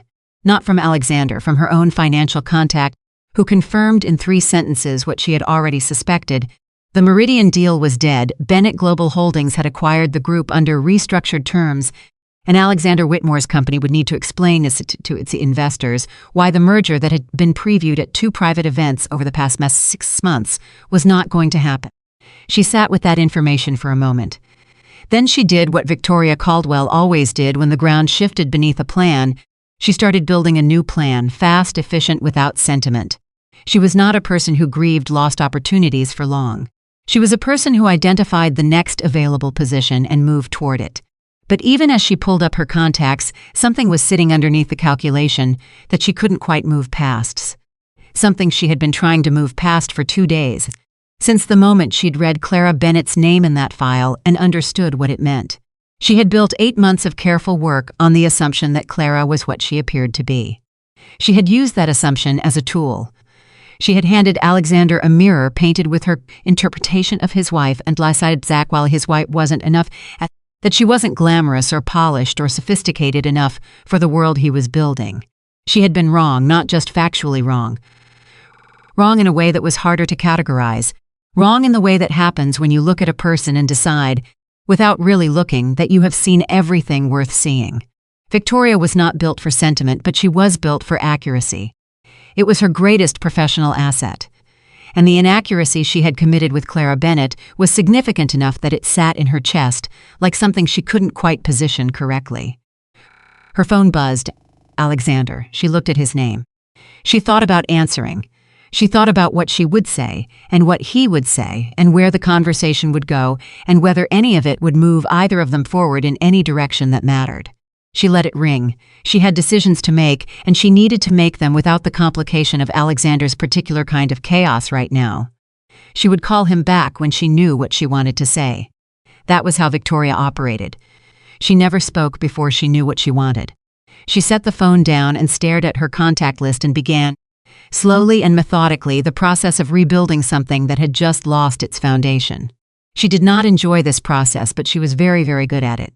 At 3:30 that afternoon, Clara met Preston Aldrich for the second time. He came to the Bennett Global Holdings office, which was the first time he had been in a building like this in his career, and he sat across from Clara with the alert, honest expression of a man who is still ella happened over the past 7 hours. The Meridian board accepted this morning, Clara told him. Formal signing is scheduled for next Thursday. Preston let out a breath. The pension funds protected, Clara said, all of them. Clean exit at fair market value. We absorbed the restructuring cost. He looked at her. $800 million. The people in those pension funds didn't create the problem, she said simply. They shouldn't have to solve it. Preston shook his head slowly, not in disbelief. In the particular way a person moves their head when they are confronted with something that resets their understanding of what's possible. He called me, he said, Alexander, this morning. After it fell through, Clara's expression did not change, but she was listening with the full, focused attention she gave everything that mattered. He said I wasn't fired, Preston said. He said Gerald had known for 6 weeks before I flagged it. He said I'd done my job. He paused. He wasn't angry. He sounded like someone who had just understood something he didn't want to understand. Clara was quiet for a moment. She turned her coffee cup in her hands, that gesture, both palms the pressure of the warmth. Good, she said finally. Do you feel anything, Preston said. He said it carefully.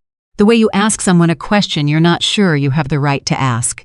About how it all came out. About him, Clara looked at him. She considered the question seriously, the way she considered all serious questions. I feel, she said slowly, the way you feel when a storm you've been watching for a long time finally arrives and does what you knew it was going to do. There's no surprise, there's a kind of sadness for the damage. But there's also something underneath the sadness that you could almost call relief. She paused. Because the storm being over means you can start repairing. Preston nodded. He understood that. He was a man who had spent 6 weeks sitting in the path of a storm, knowing it was coming, trying to warn people, and he understood exactly the particular exhausted relief of the storm finally arriving and doing its worst so that the work of repair could begin. What happens next, he said. For you, Clara said. I'd like to offer you a position, she said it directly, without preamble because that was how she made offers. Head of Financial Analysis for Bennett Global Holdings North American Division. The salary is significantly better than what you're earning at Whitmore Capital. The work is genuinely important, and I can tell you from personal observation that you are exactly the kind of person this organization needs. Preston stared at her. You found a problem that other people decided was inconvenient, Clara said. You tried to report it properly and were silenced. You did not let that stop you. You found another way to do the right thing at personal professional risk. She looked at him steadily. That is not a small thing, Mr. Aldrich. That is exactly the kind of judgment I need around me. Preston was quiet for a long moment. Then he said, Can I tell my wife first? Clara almost smiled. Of course, she said. Take the weekend. Call me Monday. He stood. He shook her hand. He was halfway to the door when he stopped and turned back. Miss Bennett, he said, for what it's worth. Whatever he had with you. Whatever he gave up. I think he's only just starting to understand what that means. Clara looked at him. I know, she said, quietly, without satisfaction. Without grief, just the plain, clean fact of it. I hope, for his sake, that the understanding does him some good. After Preston left, she sat alone in the office for a few minutes, not brooding, not grieving, breathing the way you breathe when something large has been completed and something else is about to begin. Her phone buzzed. Daniel, Prescott Galsonic for next Friday. Richardson wants you front and center for the announcement. Full board present. This is it, Clara. She read the message. She looked at the window, the city grinding forward outside, indifferent and relentless, and full of lives that were not simple and not finished, and all of them worth something. She typed back, I'll be there. She put the phone down. She stood up. She put on her coat. She had a 5 o'clock call with the Singapore office and 2 documents to review before tomorrow, and a conversation with Ruth about the Meridian transition timeline that needed to happen before the weekend. She was not thinking about next Friday yet. There would be time for that. There would be time for everything that came next. For now, she walked out of the office the same way she walked into every room, without announcement, without performance, with the specific quiet confidence of a woman who has always known exactly what she was worth and has simply, finally stopped letting anyone tell her otherwise. The elevator doors closed behind her. The city kept moving. And somewhere across town, in a 42nd floor office that suddenly felt considerably smaller than it ever had before, A man sat alone with the weight of everything he was only just beginning to understand. The week between the Meridian signing and the Prescott Gala was the longest week of Alexander Whitmore's professional life. Not because of the workload. He had survived brutal weeks before, 100-hour stretches where he ran on coffee and adrenaline, and the particular fuel of a man who believes that outworking everyone else is the same thing as being better than everyone else.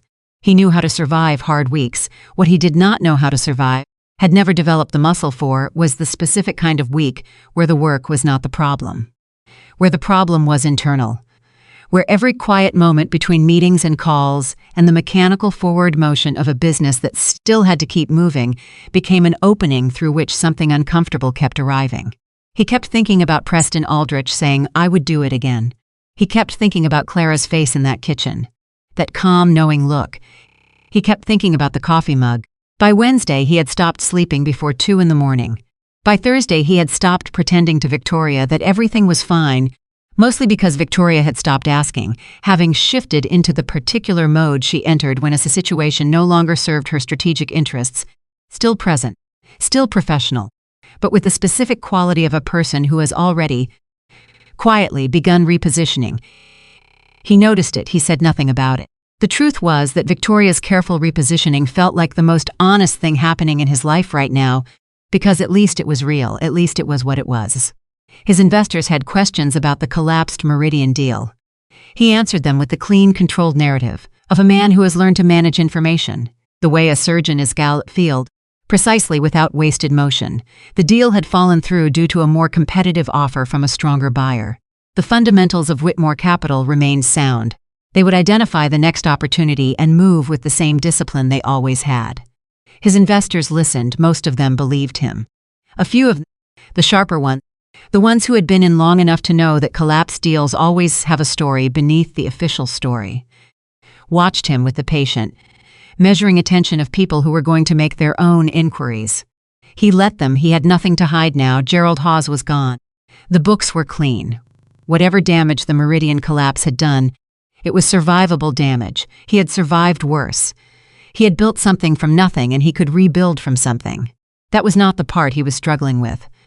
Thursday night he sat in his apartment, the one he had moved back into after Clara left Claremont, and he did something he had not done in years. He poured 1 glass of scotch, sat in the chair by the window and did not turn on the television, did not open his laptop, did not call anyone. He just sat with his thoughts and let them come the way you let weather come when you have finally accepted that you cannot outrun it. He thought about Dayton. He thought about his parents. He thought about the boy he had been, the boy who wore 3 shirts to school because there was no 4th, and the man he had built over and around and on top of that boy like a structure designed to make sure no one could ever see where he started. He thought about how much of what he called ambition was actually fear wearing ambition's clothes. Fear of being small, fear of being overlooked, fear of being the background person. He sat with that for a long time. Then, for the first time in perhaps 2 years, he picked up the phone and called his mother. She answered on the second ring. She always answered quickly when he called, even now, even when his calls had become infrequent and short and full of the polished, slightly distant warmth of a man who loves the people he came from but has built so much distance from his origins that closeness takes effort he doesn't always make.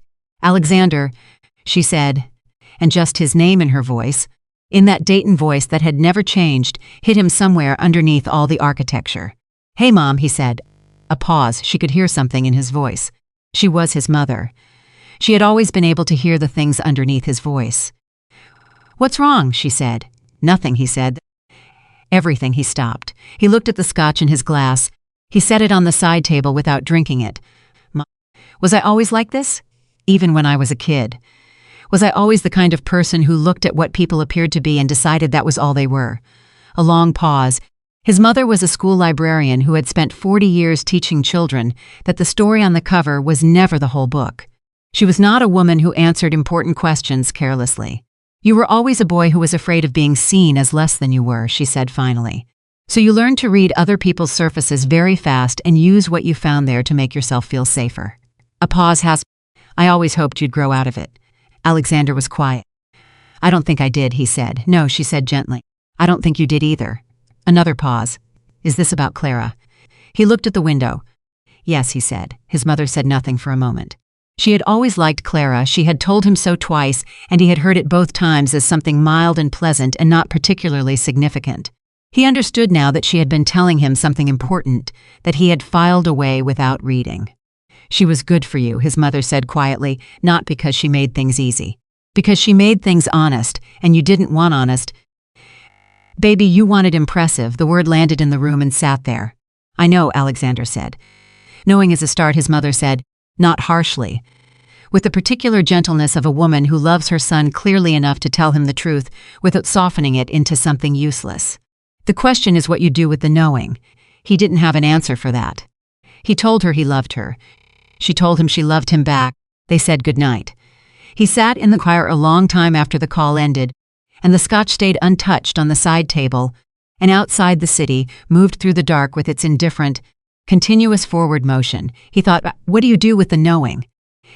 He did not have an answer yet, but for the first time in a long time, he was asking the question honestly. Friday arrived.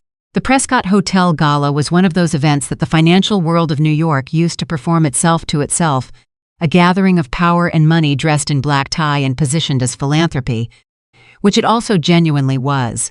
The Bennett Family Education Foundation had been funding scholarships and community programs through this event for 22 years, but which also functioned as the most concentrated room of influence in the city on any given year's calendar.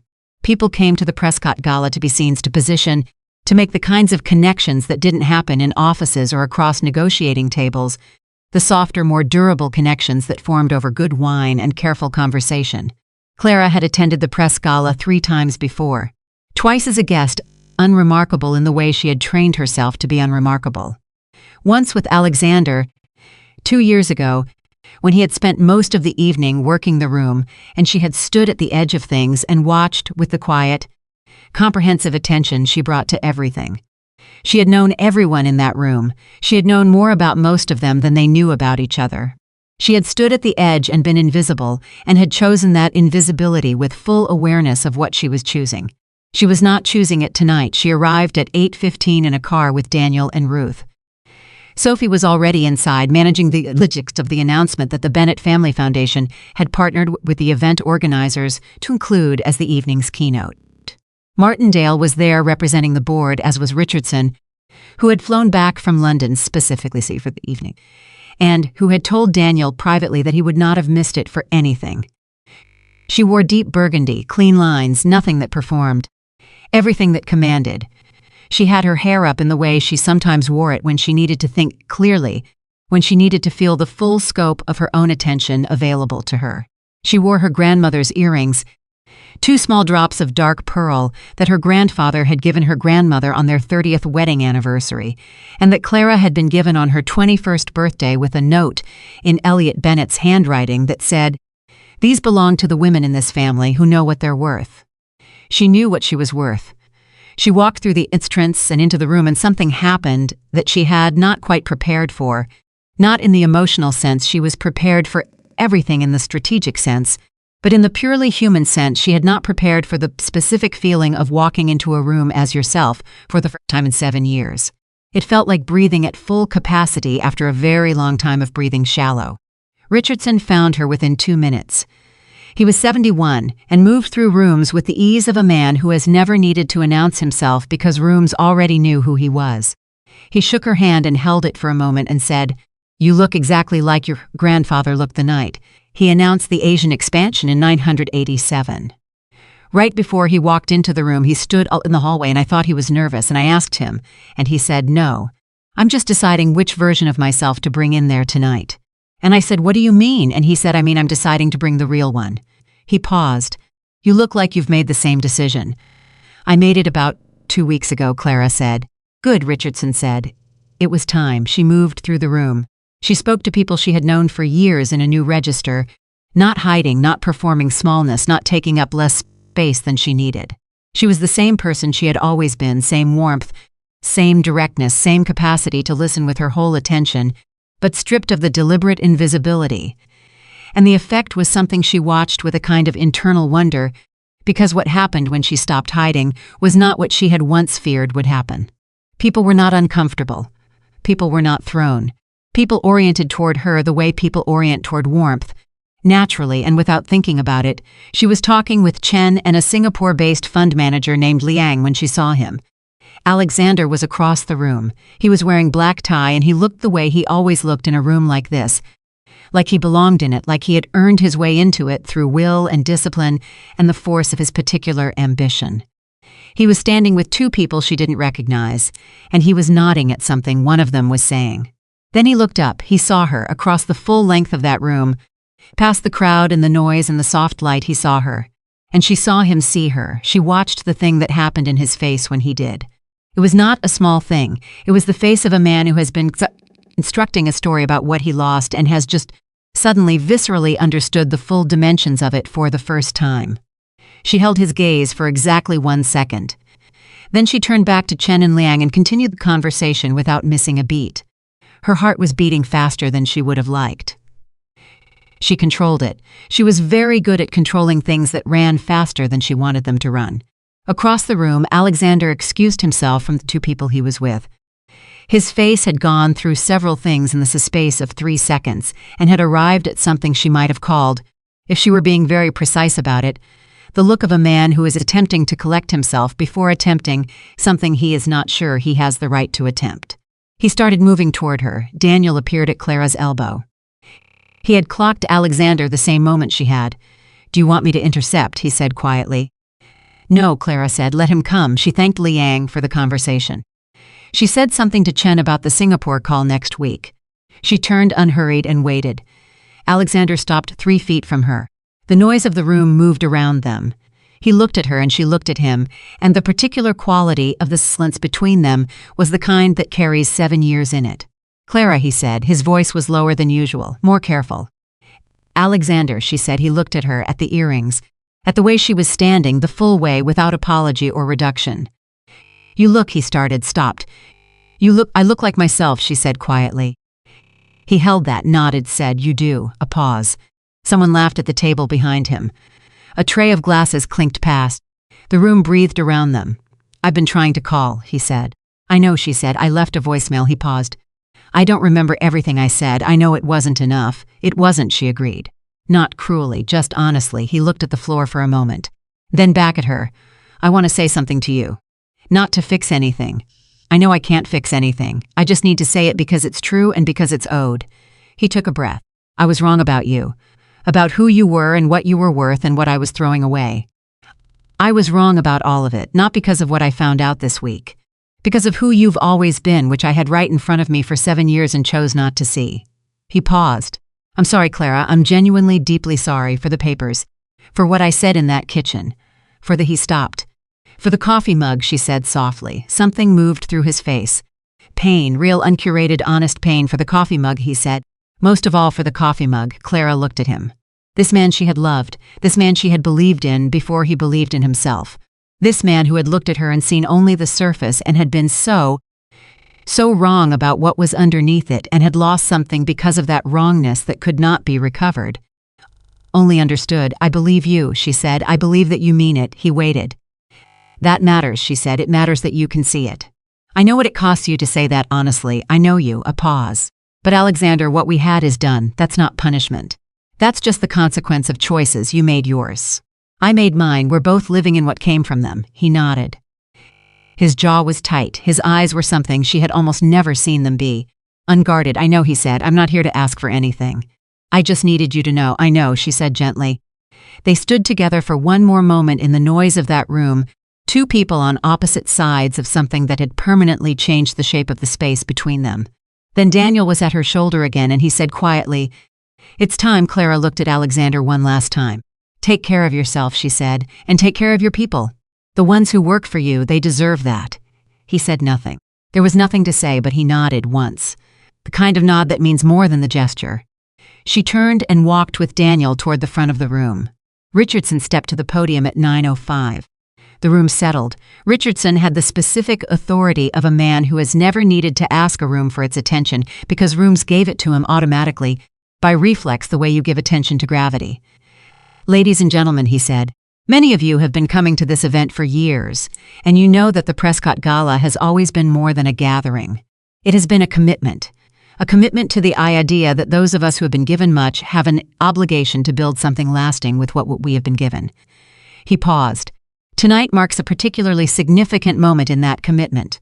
It is my profound privilege to introduce to you the woman who is formally assuming leadership of Bennett Global Holdings as the sole granddaughter of Elliot Bennett, and in my considered opinion, the finest thing that extraordinary man ever built.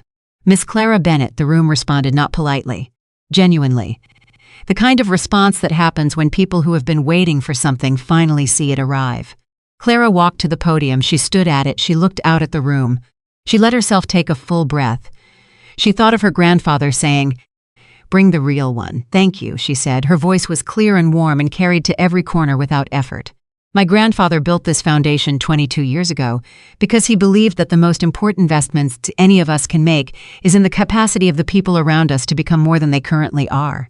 She paused. He believed that wealth was only meaningful if it built something that outlasted the person who held it.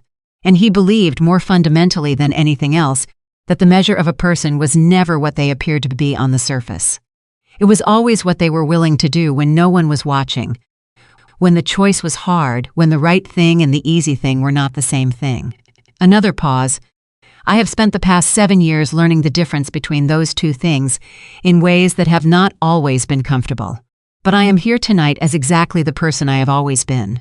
And what Bennett Global Holdings will be under my leadership is exactly what my grandfather intended it to be. A force that builds, that protects, that invests in what lasts." She spoke for 12 minutes.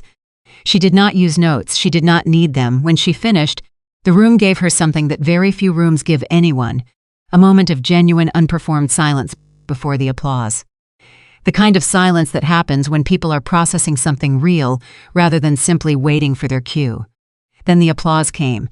She stepped back from the podium. Daniel was there. Richardson was there. Ruth and Sophie and Martindale and Chen, her board, her team, the people who had assembled around the person she was choosing to be. She was not looking for Alexander in the crowd. She was not thinking about him. She was thinking about her grandfather, about the note inside the box with the pearls, about being 12 years old at the long Sunday table, going over numbers with Daniel, while Elliot Bennett watched with his particular, patient pride. She was thinking about the 812 Meridian employees who would come to work on Monday morning and not know that the ground beneath them had been quietly, deliberately, invisibly strengthened by someone they had never met. She was thinking about Preston Aldrich going home tonight to his wife and his 4-year-old and carrying in his chest the weight of a thing he had done right at great personal risk, and the beginning of a new chapter that was going to be better. She was thinking about all of it, and she was not minimized by any of it, and she was not performing anything for anyone, and the room around her was full and loud and real, and she was in the center of it as herself fully, without reduction, without apology, without the long-practiced habit of making herself smaller, so that someone else could feel larger. She was done with that. She was completely and permanently done with that. Alexander watched her from the back of the room. He had not left after their conversation. He wasn't sure why, except that leaving felt like the wrong thing and staying felt like the honest thing, and he was trying, for perhaps the first time in years, to choose the honest thing even when it cost him something. He watched her at the podium. He listened to every word. He heard in what she said about her grandfather and about building things that lasted, and about the difference between the right thing and the easy thing, the exact architecture of who she had always been, and he understood with a completeness that was almost physical how thoroughly he had failed to see it when it was standing right next to him every morning. The woman at that podium was not a surprise. She was not a transformation. She was not the dramatic reveal of a hidden identity. She was simply Clara, Clara who had always been exactly this. Clara who had been carrying all of this while making his coffee and standing at his window and signing his divorce papers with a steady hand, and he had looked at her and seen what he wanted to see, because seeing the truth would have required him to be a different kind of person than the person he had chosen to be. Someone moved up beside him. He glanced over. It was a man he half recognized, early 40s, compact, watchful. The man looked at the podium, then at Alexander, and there was something in his expression, not hostile, not satisfied, just honest, the look of a person who sees exactly what he is seeing and does not need to perform anything about it. "She's something, isn't she?" the man said, not a question. Alexander looked at him more carefully. "I'm sorry. Have we met Preston Aldrich?" the man said. He extended his hand. I work for Whitmore Capital, or I did as of yesterday, a pause. I accepted a position with Bennett Global Holdings this week. Alexander looked at him. The analyst. The man with the 4-year-old. The man who had done his job when it was hard and been penalized for it and found his way through it anyway. He shook his hand. You made the right call, Alexander said. On the analysis, on all of it. I know, Preston said simply. They stood together watching the room settle after the applause. A strange pair. A man who had done the right thing and a man who was only beginning to understand what right looked like. She offered me the head of financial analysis position, Preston said. North American division, she would, Alexander said. She always knew what people were worth. Preston was quiet for a moment. Then he said, for what it's worth. The way she talked about protecting the pension funds, the employees, the whole Meridian restructuring. She never once mentioned you. Never made it about you. She talked about it like it was the only logical thing to do because those people deserved it. Alexander was quiet. Just thought you should know that, Preston said. They stood together for another moment. Then Preston said goodnight and moved through the crowd toward a woman near the entrance who was looking at her phone and who lit up when she saw him, the involuntary, uncomplicated light of someone who loves the person walking toward them. And the small girl holding the woman's hand looked up at Preston and said, Daddy, in the way that small children say that word, with their whole body, with total and unguarded joy. Alexander watched that small, ordinary, completely real moment. A man and his family, the uncomplicated warmth of it. The ease of being loved by people who simply love you, without strategy, without condition, without the architecture of impression management that Alexander had built around himself so thoroughly that he had sometimes forgotten there was a person inside it. He thought about his mother's voice on the phone Thursday night. The honey warmth of it, exactly like himself. What do you do with the knowing? He did not have an answer yet. He was not going to have an answer tonight. This was not the kind of thing that resolved in an evening at a gala. This was the kind of thing that took time and work, and the particular uncomfortable patience of a man who has spent years from his own blind spots and has decided, finally, to stop running and turn around. He looked for Clara one more time. She was across the room, laughing at something Daniel had said, one hand on his arm, easy and present, the laugh coming from somewhere real, not performed, not careful. Just her, just Clara. Just the woman who had always been exactly this and whom he had held in his hands and failed to recognize. She did not look his way. He picked up his jacket from the coat check. He walked out into the night. The city was doing what it always did, relentless and indifferent and full of the sound of 1,000 lives being lived simultaneously, in all their complicated fullness. He walked for a while without direction, just walked. The way you walk when you need to be moving, because stillness feels like something you haven't earned yet. He thought about what he was going to do differently. Not to win her back. He was clear enough now to understand that was not the story anymore. That chapter was done. What he was thinking about was something quieter and more personal than that. The question of who he was going to be now that the architecture of certainty had cracked and the thing underneath was visible. He did not have the answer to that either, but he had the question. And for the first time in a very long time, he was willing to sit with the question without reaching for something to fill the silence. That was where it started. He walked. The city breathed around him. And in a room 12 blocks away, Clara Bennett stood in the center of the life she had always deserved, surrounded by people who understood what she was worth, being entirely and completely herself. The woman he had discarded had never needed saving. She had been the one doing the saving all along, and somewhere in the cold and honest dark of that Friday night, Alexander Whitmore was finally, painfully, truthfully beginning to understand the difference between those two. The Monday after the Prescott Gala, Clara Bennett arrived at the Bennett Global Holdings office at 7:43 in the morning and felt, for the first time in 7 years, that she was arriving somewhere she entirely belonged.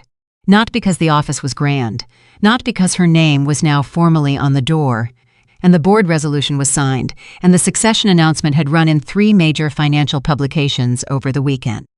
Those things were real, and they mattered in the practical sense that real things matter. But what she felt walking off that elevator on Monday morning was something quieter and more fundamental than any of that. She felt the specific, uncomplicated rightness of a person who has stopped pretending to be less than they are and has stepped fully into the space that was always theirs. Ruth was already there. Ruth was always already there. She had a coffee waiting on Clara's desk and a stack of folders organized in the precise order Clara preferred, Most urgent on top, most complex on the right, recovering signature in the center. Clara had not told Ruth this system. Ruth had simply observed it over 4 years of working together and implemented it without comment, the way truly excellent people implement the things they understand without needing to be asked. "Good morning," Ruth said, appearing in the doorway with a tablet. "The Meridian transition team has their first call at 9. Preston's onboarding paperwork is complete. He starts formally Wednesday. Singapore wants a response on the Liang proposal by Thursday. And Richardson called at 7 to say the weekend press was, and I'm quoting, extremely satisfying." Clara looked up from the folders. "Tell Richardson I said he should enjoy it, because by next week we'll be in the middle of the Meridian transition and there won't be time for satisfaction. He'll enjoy that even more," Ruth said. And she almost smiled the way Ruth almost smiled, with the corners of her eyes rather than her mouth. Clara opened the first folder. She read. She made 2 decisions in the first 6 minutes that would have taken a different kind of executive 6 hours of committee discussion. Then she looked up. "How is the coverage of the gala announcement playing with the financial press?" Ruth set the tablet on the desk and turned it toward her. Clara read the 3 headline summaries. 2 were straightforwardly positive, framing the Bennett succession as a significant moment in private capital.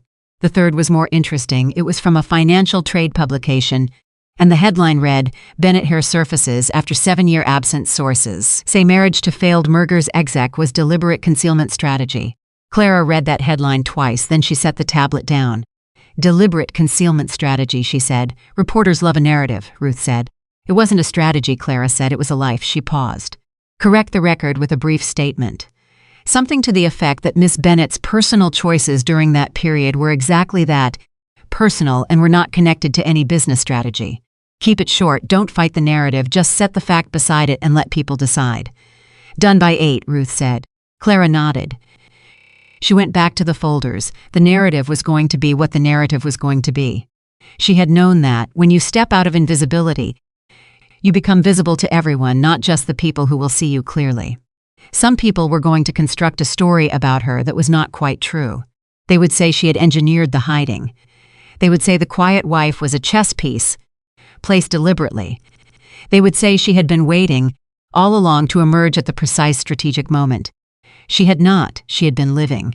She had been loving someone and being hurt and finding her way back to herself the hard and private and unglamorous way that people actually do those things. There had been no board behind her private life. There had only been a woman trying to understand what she was worth in a world that kept trying to tell her the wrong answer.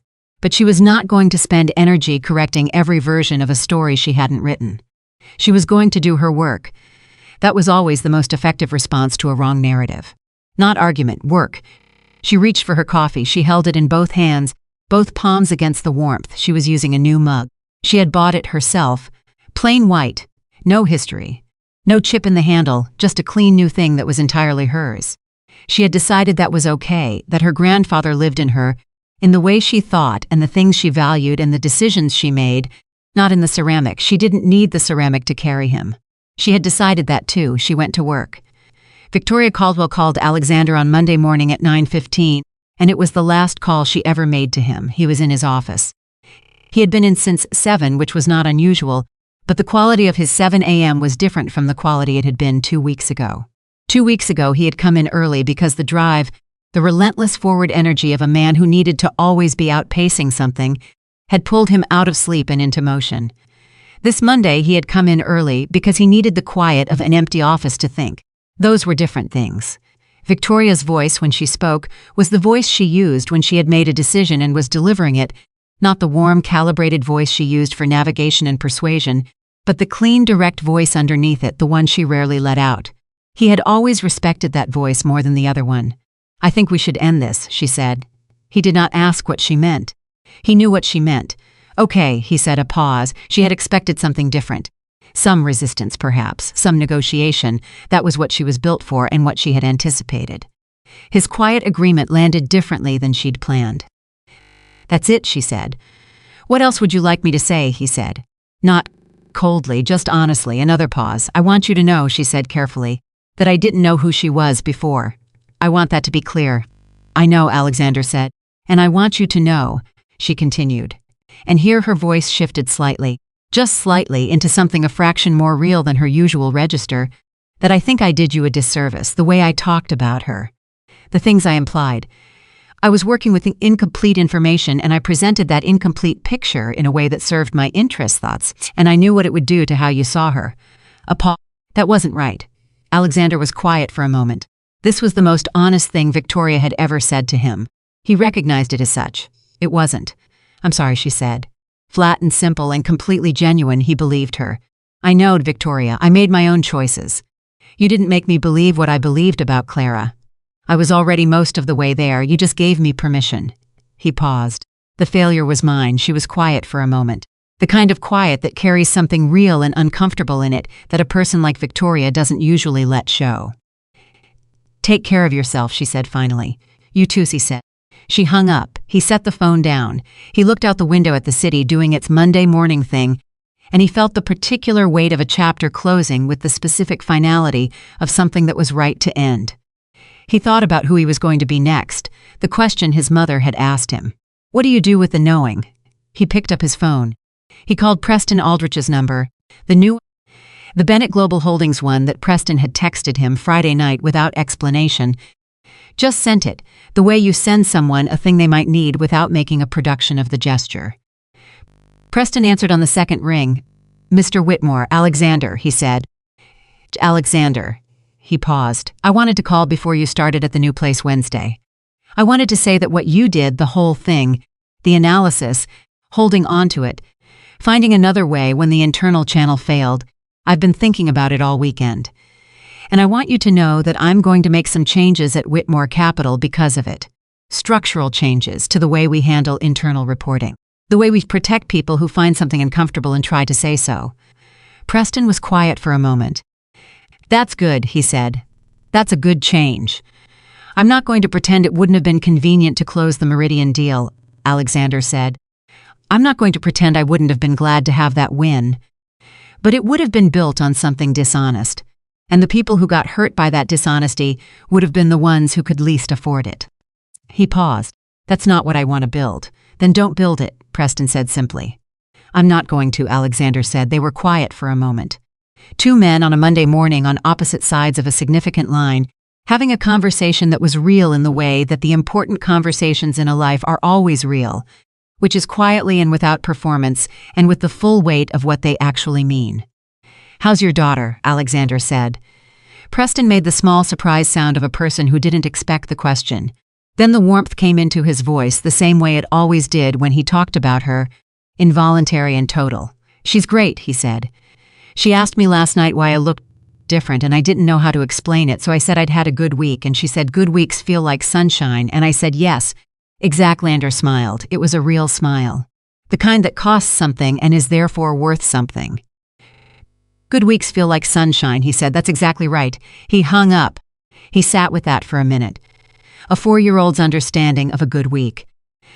The simplicity of it, the accuracy of it. He opened his drawer. He took out a legal pad. He started writing by hand, which was something he hadn't done in years, a list. Not of deals or targets or acquisition strategies. A list of the things he wanted to be true about himself 1 year from now. Not the image of himself, the actual interior reality of himself. It was a short list. It was honest. It was, for the first time in a very long time, not built to impress anyone. He wrote for 20 minutes, and then he put the pad in his briefcase and got up and went to his Monday morning staff meeting. And for the first time in recent memory, he spent the whole meeting actually listening to the people in the room instead of waiting for his turn to speak. So it was a start. The Meridian transition formally completed on the following Thursday, and it was Preston Aldrich who ran the final numbers check before the signing. He sat in a conference room at Bennett Global Holdings with Marcus and 2 members of the Meridian transition team and went through every figure in the restructured acquisition document with the focused, unhurried precision of a man who understands that numbers are not abstract. They represent things. They represent people going to work and coming home and paying their mortgages and sending their kids to school and trusting, with a faith that is fragile and earned and completely reasonable, that the structure above them is honest. He signed off on the analysis at 2:47 in the afternoon. Clean, complete, honest from top to bottom. He texted his wife, "It's done the right way." She texted back 3 words, "I'm so proud." He held his phone and sat with that for a moment.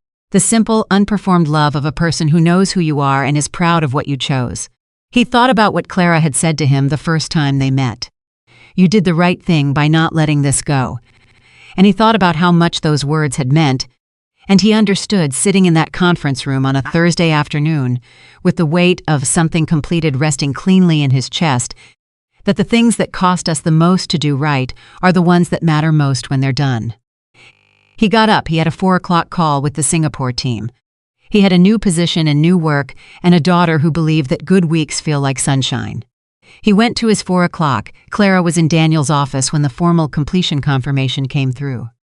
She was sitting in the chair across from his desk, where she had sat hundreds of times since she was a child, and Daniel was reading the document on his screen, and she was watching his face the way she had always watched his face for the information that his words didn't always carry. He looked up. "It's done," he said. She nodded. "Complete acquisition. Clean restructuring. All pension funds protected. All 812 employees retained under the new structure." He paused. "Your grandfather would call this good work." "It is good work," Clara said. Not with pride, just with the clean acknowledgement of a thing that was true. It's what the situation required. Daniel leaned back in his chair and looked at her the way he sometimes looked at her, with the full weight of 30 years of knowing someone concentrated into a single moment. "How are you?" he said, not about the deal, about the other thing. The thing underneath the deal that they had not quite talked about directly since the gala. Clara considered the question honestly. She did not answer it the way she answered most questions, quickly and with precision, because this question deserved the slower, more careful response. "I think," she said, "that I am genuinely okay. Not performing okay. Not the kind of okay that's actually grief wearing a different coat." She paused. "I loved him. I loved who he was when I first knew him, and I loved who I believed he was going to grow into. That love was real. The loss of it is real." She looked at Dan. "But I am not living in the loss. I am living in what comes after it. And what comes after it is this." She gestured not at the room specifically, but at everything. The work. The position. The full uncompromised version of herself that she was now bringing to every room she walked into. "I think I am more myself right now than I have ever been in my adult life. And that is not a small thing." Daniel looked at her for a long moment. Then he said, "No, it is not a small thing. In fact, the only thing that matters. It's the only thing," she agreed. He stood, she stood. He did the thing he almost never did. He came around his desk and hugged her, briefly and firmly. The hug of a man who has known someone long enough that affection does not require explanation. She hugged him back. Then they both straightened and went back to being the people they were at work, because there was still plenty of work to do. "The Singapore call is at 5, Daniel said. "I'll be ready," Clara said. She went back to her office. She picked up her coffee. She held it in both hands. She looked at the window and the city outside it and felt the particular, specific peace of a person who has stopped fighting what they are and started building with it instead. Her phone buzzed, a message from a number she didn't recognize. She opened it. It read, "Miss Bennett, my name is Joanne Aldrich, Preston's wife. I know this is forward and I apologize if it's inappropriate. I just want to say thank you for seeing him, for trusting what he found, for giving him somewhere to bring his integrity when his own workplace told him it wasn't welcome. He came home Friday night and sat at the kitchen table and cried, and he doesn't cry, and he said someone finally saw who he actually was. I just wanted you to know that mattered more than any job title. Thank you." Clara read the message twice. She sat with it for a moment. Then she typed back, "Thank you for raising your daughter to understand that good weeks feel like sunshine. That's wisdom I plan to borrow, and your husband brought his integrity with him. I just gave it somewhere to stand." She put the phone down. She was not crying. She was something quieter and more durable than the thing that makes you cry. She was moved. She was genuinely, truly moved, in the way that only happens when the thing you have tried to build turns out to have actually worked, when the choice to do something right for its own sake turns out to ripple outward in ways you couldn't have planned and didn't need to. This was why, this was always why, not the title, not the succession, not the moment at the Prescott Gala when the room went quiet before it applauded, not the look on Alexander's face when he saw her across the room and understood, finally and fully and too late, what he had thrown away. This, a woman at a kitchen table somewhere in Queens reading a text message and feeling seen because her husband had been seen. 812 people going to work on Monday who did not know and would never know that someone had paid $800 million to make sure the ground beneath them stayed solid. A 4-year-old who thought good weeks felt like sunshine. This was why the work mattered. This was why the power was worth having. Not because it elevated her, because it let her build something real for people who needed it without asking for anything back. Her grandfather had known this. He had spent 50 years knowing it. He had tried to give her the knowledge the way you can give someone knowledge. With words and with the structure of his example, and with the careful long-form gift of his time and attention. But some things you can only really know by living through the version that tests it. By loving wrong and being hurt and losing and finding your way back. By signing your name on a line that ends something and understanding, standing at a window in an empty apartment that the ending is also the beginning. She had lived through that version. She knew it now. In her bones and her hands and the specific, unshakable quiet of a woman who has made her reckoning and come out the other side of it as herself. 6 weeks after the Prescott Gala, Alexander Whitmore's company announced a new internal ethics protocol for financial reporting. Mandatory independent review of all material valuations over $50 million. A protected anonymous channel for analyst-level employees to report concerns directly to the board.